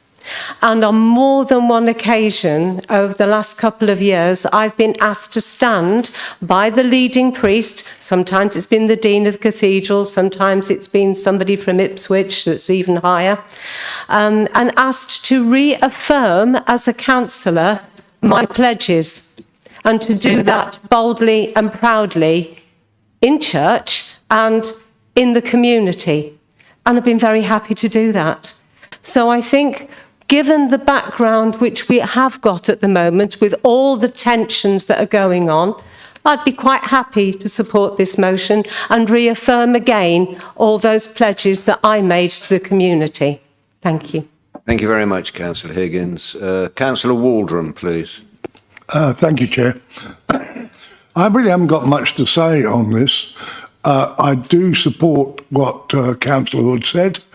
We all work in our own little ways for our own little people. This paper, to me, is totally spurious and is divisive. So therefore, I will not be voting for it. Thank you. Thank you. Councillor Smith, please. I support this motion. As a teacher for many years, I've been reaffirming the British values in the classroom. British values actually that were introduced by the former Conservative government. So, you know, it goes across political boundaries. And I do not think this is political rhetoric. I think we all agree that there has been a change in the tensions among our communities, and I fully support this this preamble as well as the resolutions. Thank you. Thank you very much, Councillor Smith. I have no further people wishing to speak on this, so I'll return to Councillor Julia Wakelam.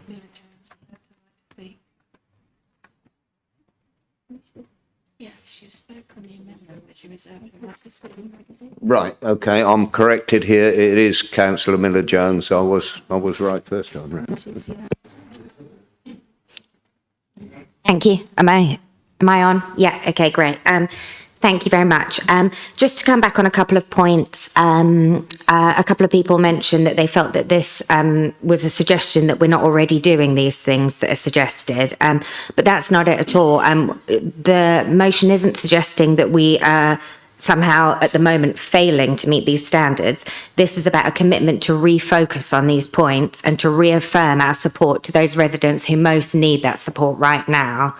I think even if councillors do think that we're already doing everything, I still don't see why anybody would be opposed to reaffirming this, because this isn't about saying, we're currently not doing these things. It's about saying these things are important and we want to tell our whole community now that we care about this, and we are going to ensure that we keep doing and do as much as we can and refocus on this. Thank you very much.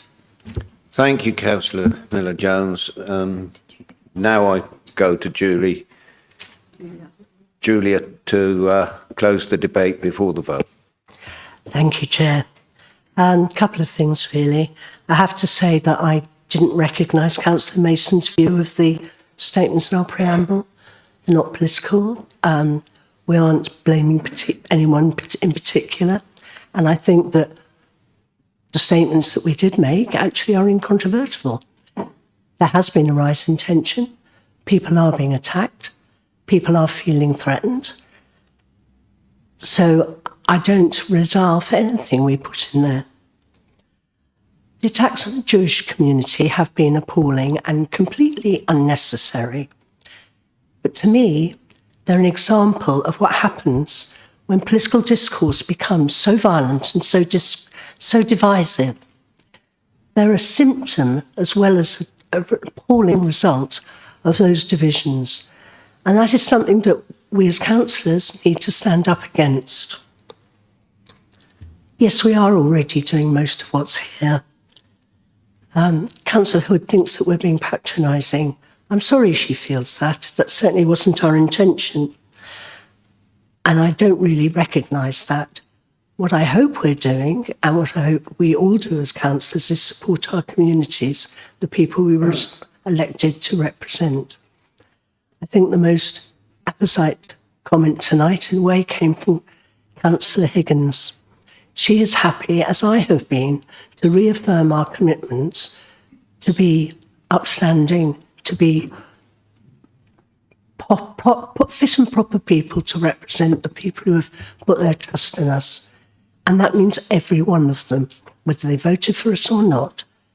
And therefore, I see no problem at all in us reaffirming our commitment to our communities and saying, as I said, loudly and clearly and publicly that we are here for every member of our communities. And therefore, I urge you all to support this motion. Thank you very much. Thank you, Councillor Wakeman. I will now move to the vote, if I may. All those in favour of the substantive motion, please.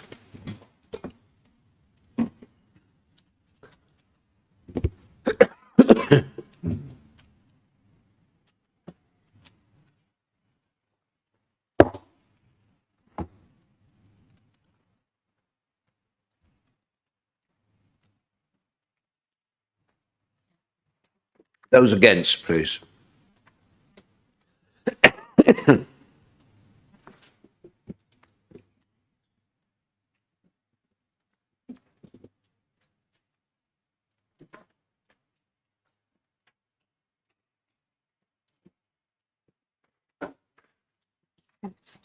Any abstentions?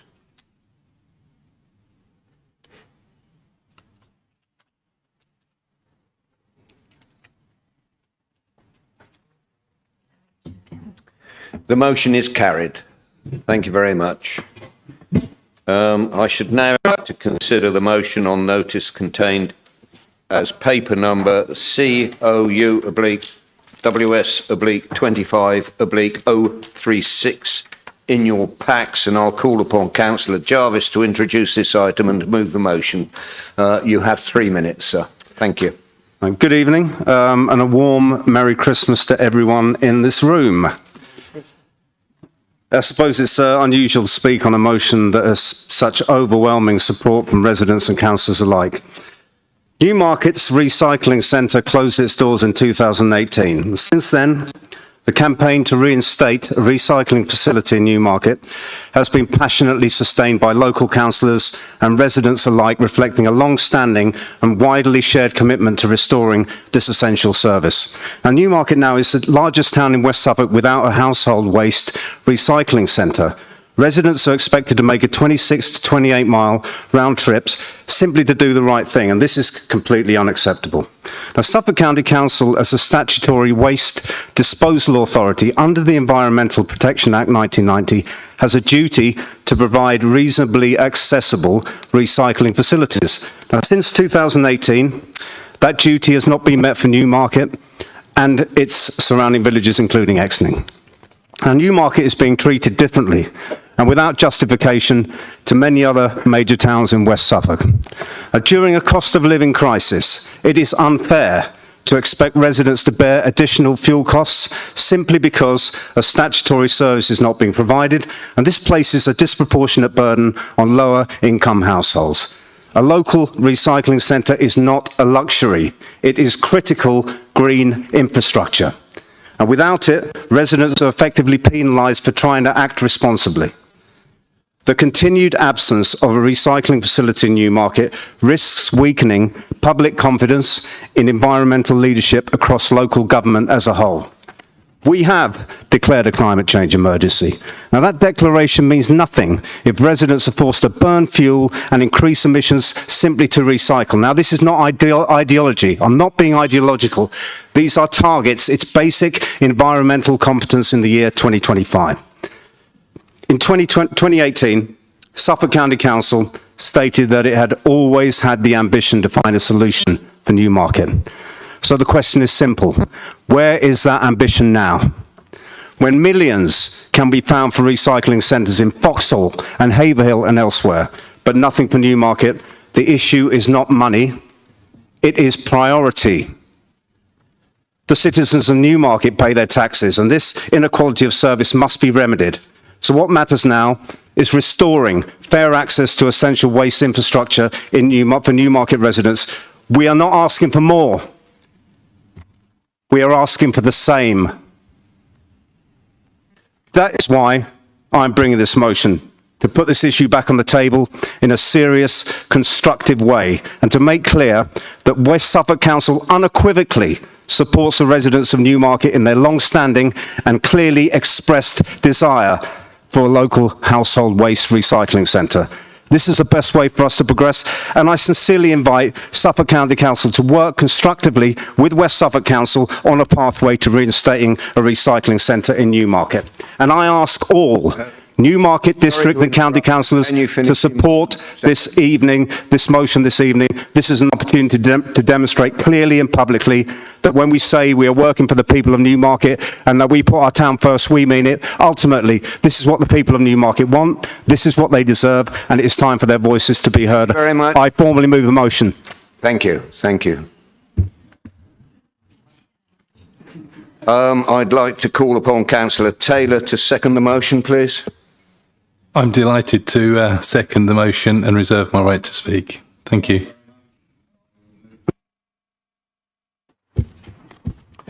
Thank you, Chair. As the Suffolk County Councillor for the division with which Depot Road site is within, I'm authorised to make this statement.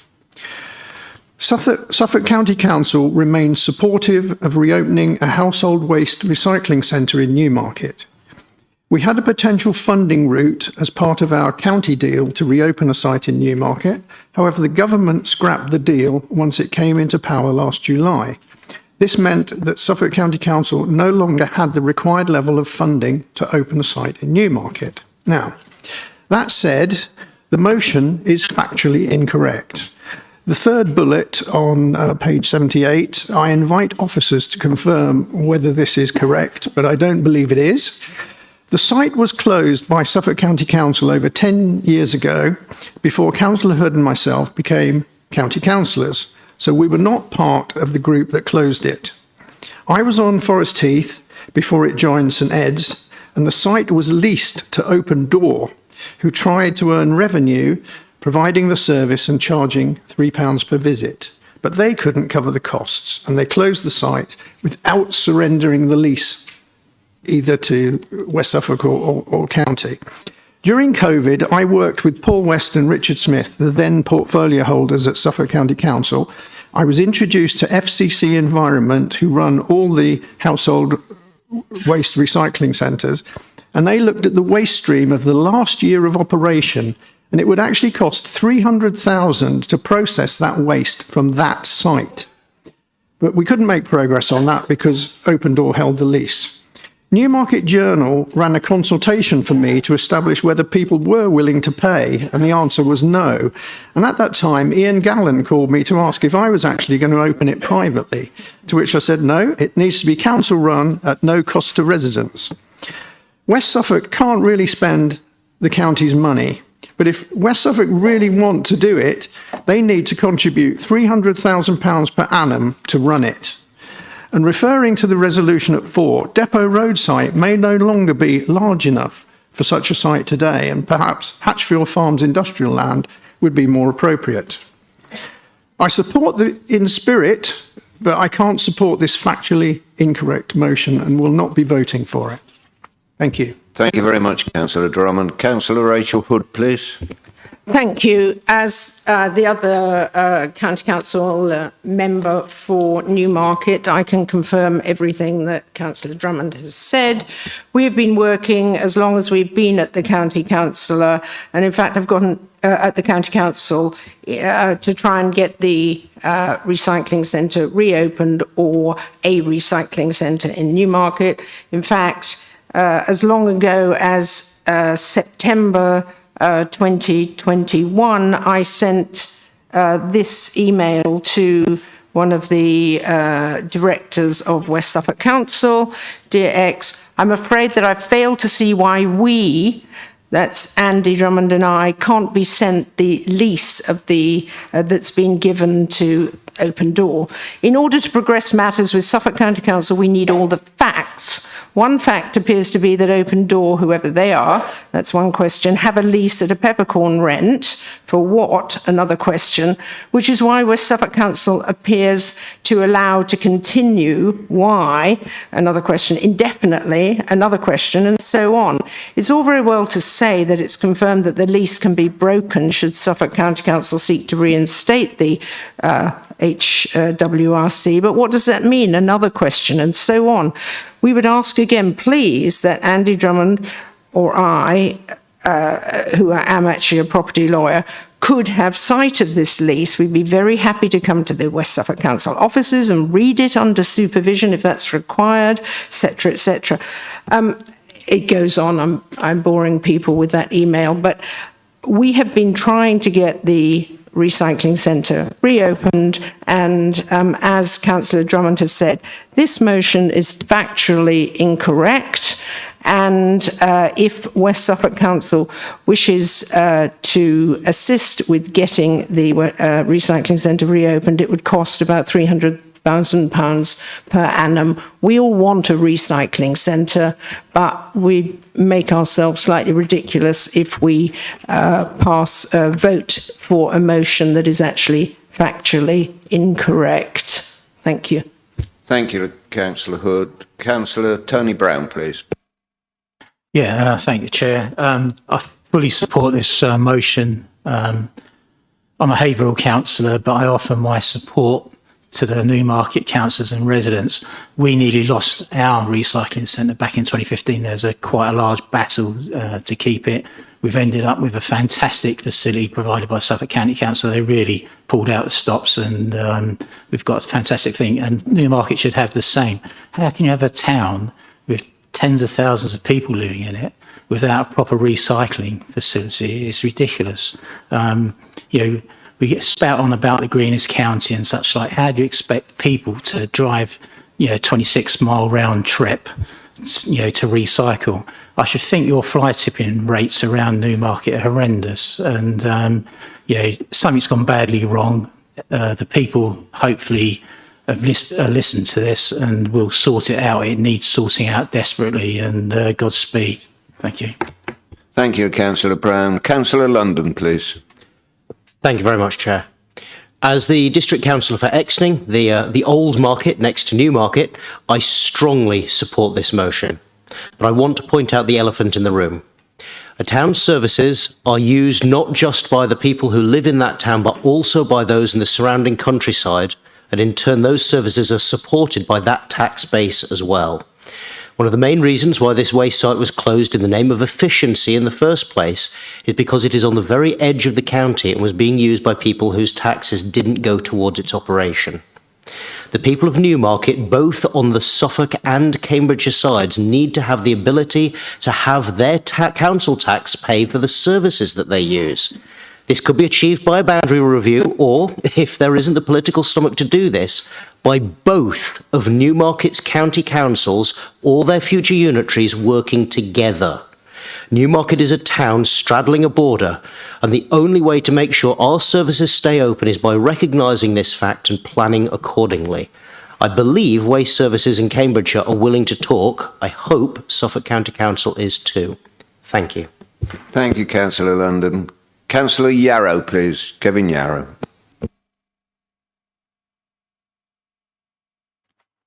Thank you, Chair.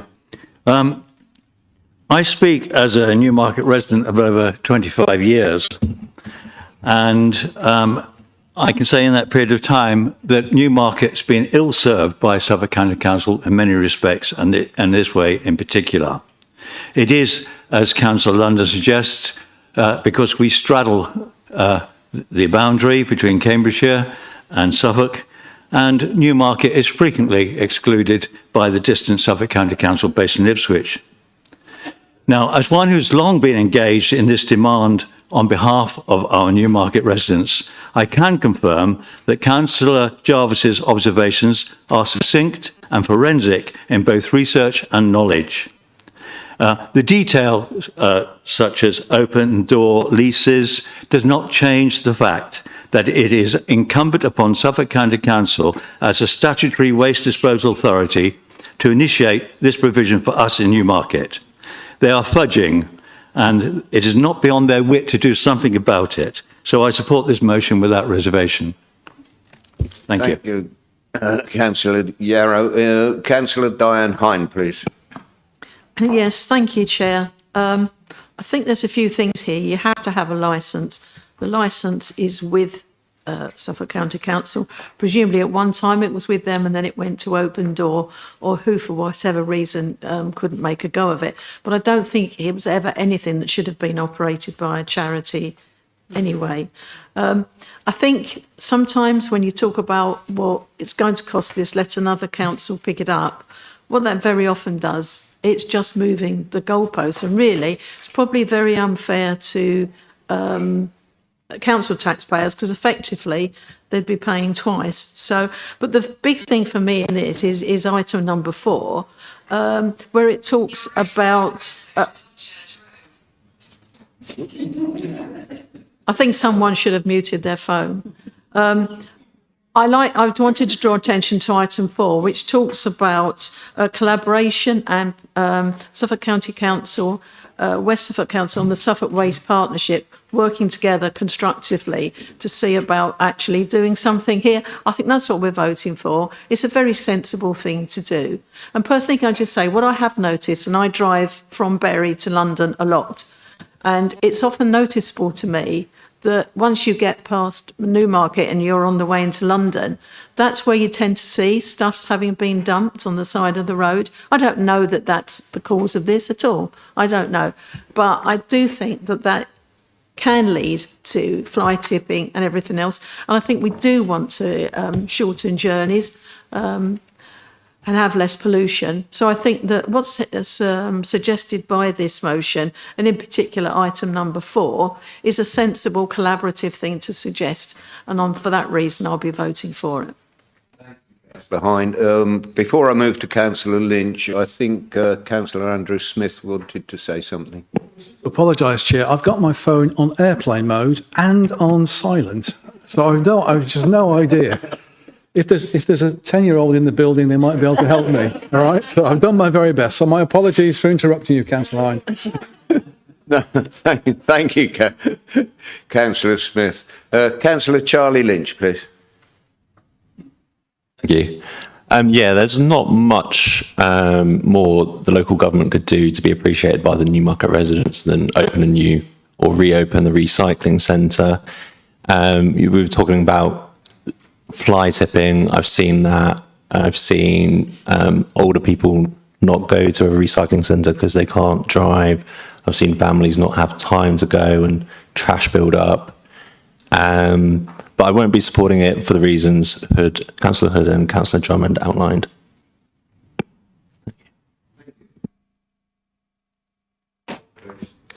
Yes, thank you, Chair.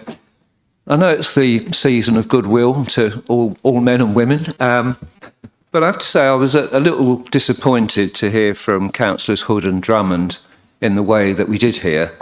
I think the motion before us is very much about enabling this issue to move forward. Newmarket's a sizable town, and it's pretty appalling in this day and age that people don't have a recycling centre there. I think the reason why I was particularly disappointed by our county council and fellow West Suffolk council colleagues was that there was a kind of suggestion that it's not us, Gov, you know, this is over to you. And I just don't think that's right. I was impressed by what Councillor London said. I think it absolutely does make sense to try and work with Cambridgeshire on an issue like this. And I think what the motion is calling for is some positive action to right a wrong.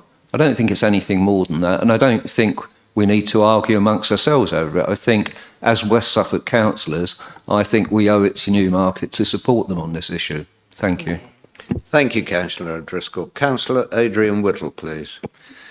Thank you. As a recently elected Newmarket District Councillor, this is one of the biggest items that came up on the doorsteps.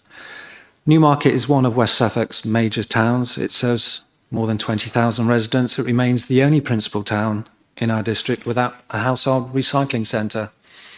And as others have said, since 2018, residents have been forced, because of the situation, to undertake a 28 mile round trip to dispose of household waste responsibly.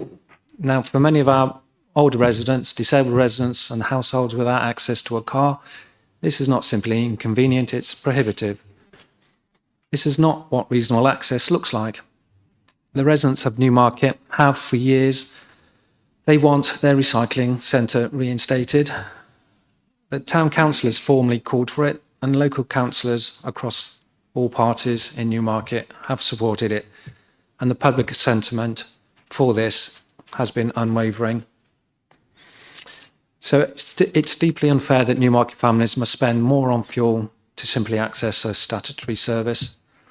Suffolk County Council has delivered significant capital investment in Vauxhall, Haverhill and elsewhere, yet nothing comparable in Newmarket, despite the largest West Suffolk town in West Suffolk without a household recycling centre. A recycling centre is not a luxury, it's an essential green infrastructure. It supports waste reduction, the circular economy and the environmental ambitions that this council is committed to. I believe that in more recycling and less waste, and I fully support this motion because reinstating Newmarket's recycling centre is a matter of fairness, accessibility, environmental responsibility and an efficient use of public funds. So I would ask Council to stand with Newmarket and call on Suffolk County Council to do the right thing and help reopen the centre and restore equal access to this essential service. Thank you. Thank you very much, Councillor Whittle. I have no further people wishing to speak, so I'll return to Councillor Taylor, who seconded the motion and reserved his right to speak. Thank you, Chair. First of all, I'm just going to read out that what was said earlier. Suffolk County Council remains supportive of reopening a household waste recycling centre in Newmarket. I think we're all on the same page.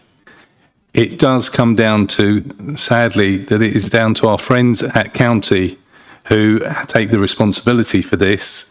And by them saying that they support and they want to try and work with us, especially I class them as our friends. We work with the county in the Suffolk Waste Partnership. We've got a big change coming next year. And so I can understand their position. But our motion here is very much about trying to work and get the county to undertake their responsibility as time goes forward. Thank you. Thank you very much, Councillor Tate. I would like to return to Councillor Jarvis to close the debate before I move to the vote. Thank you. Yeah, first of all, I'd like to thank the support, the unwavering and unequivocal support from so many councillors here. It means a lot. Thank you. And to the people of Newmarket. If this is an advert for the One Suffolk approach to Newmarket, I would suggest working on your PR. Obfuscating, making excuses, putting their own agenda ahead of the desire of the people of Newmarket, refusing to support us, having this much needed and coveted facility. This is contemptible and completely out of step with Suffolk County Council's own environmental goals. I truly hope the people of Newmarket are listening. Blaming West Suffolk Council on an aborted devolution deal or permits instead of showing leadership and maturity. We are suggesting collaboration, as David just rightly said, constructive conversations. This level of cynicism is extraordinary and I am appalled. The residents of Newmarket are exhausted at being completely let down by Suffolk County Council, be it a lack of basic infrastructure or decrepit transport system. Enough is certainly enough. Thank you very much. I shall move to the vote. All those in favour of this motion on notice. Thank you.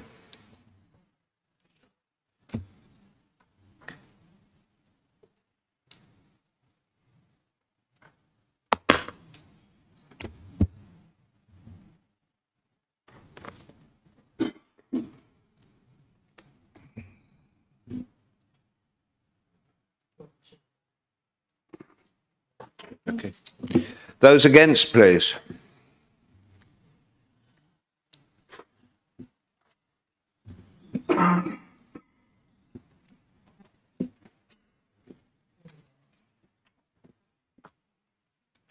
Any abstentions?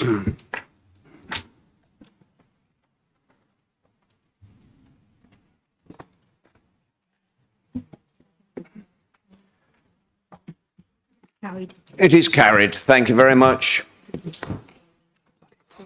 They can start moving. Right.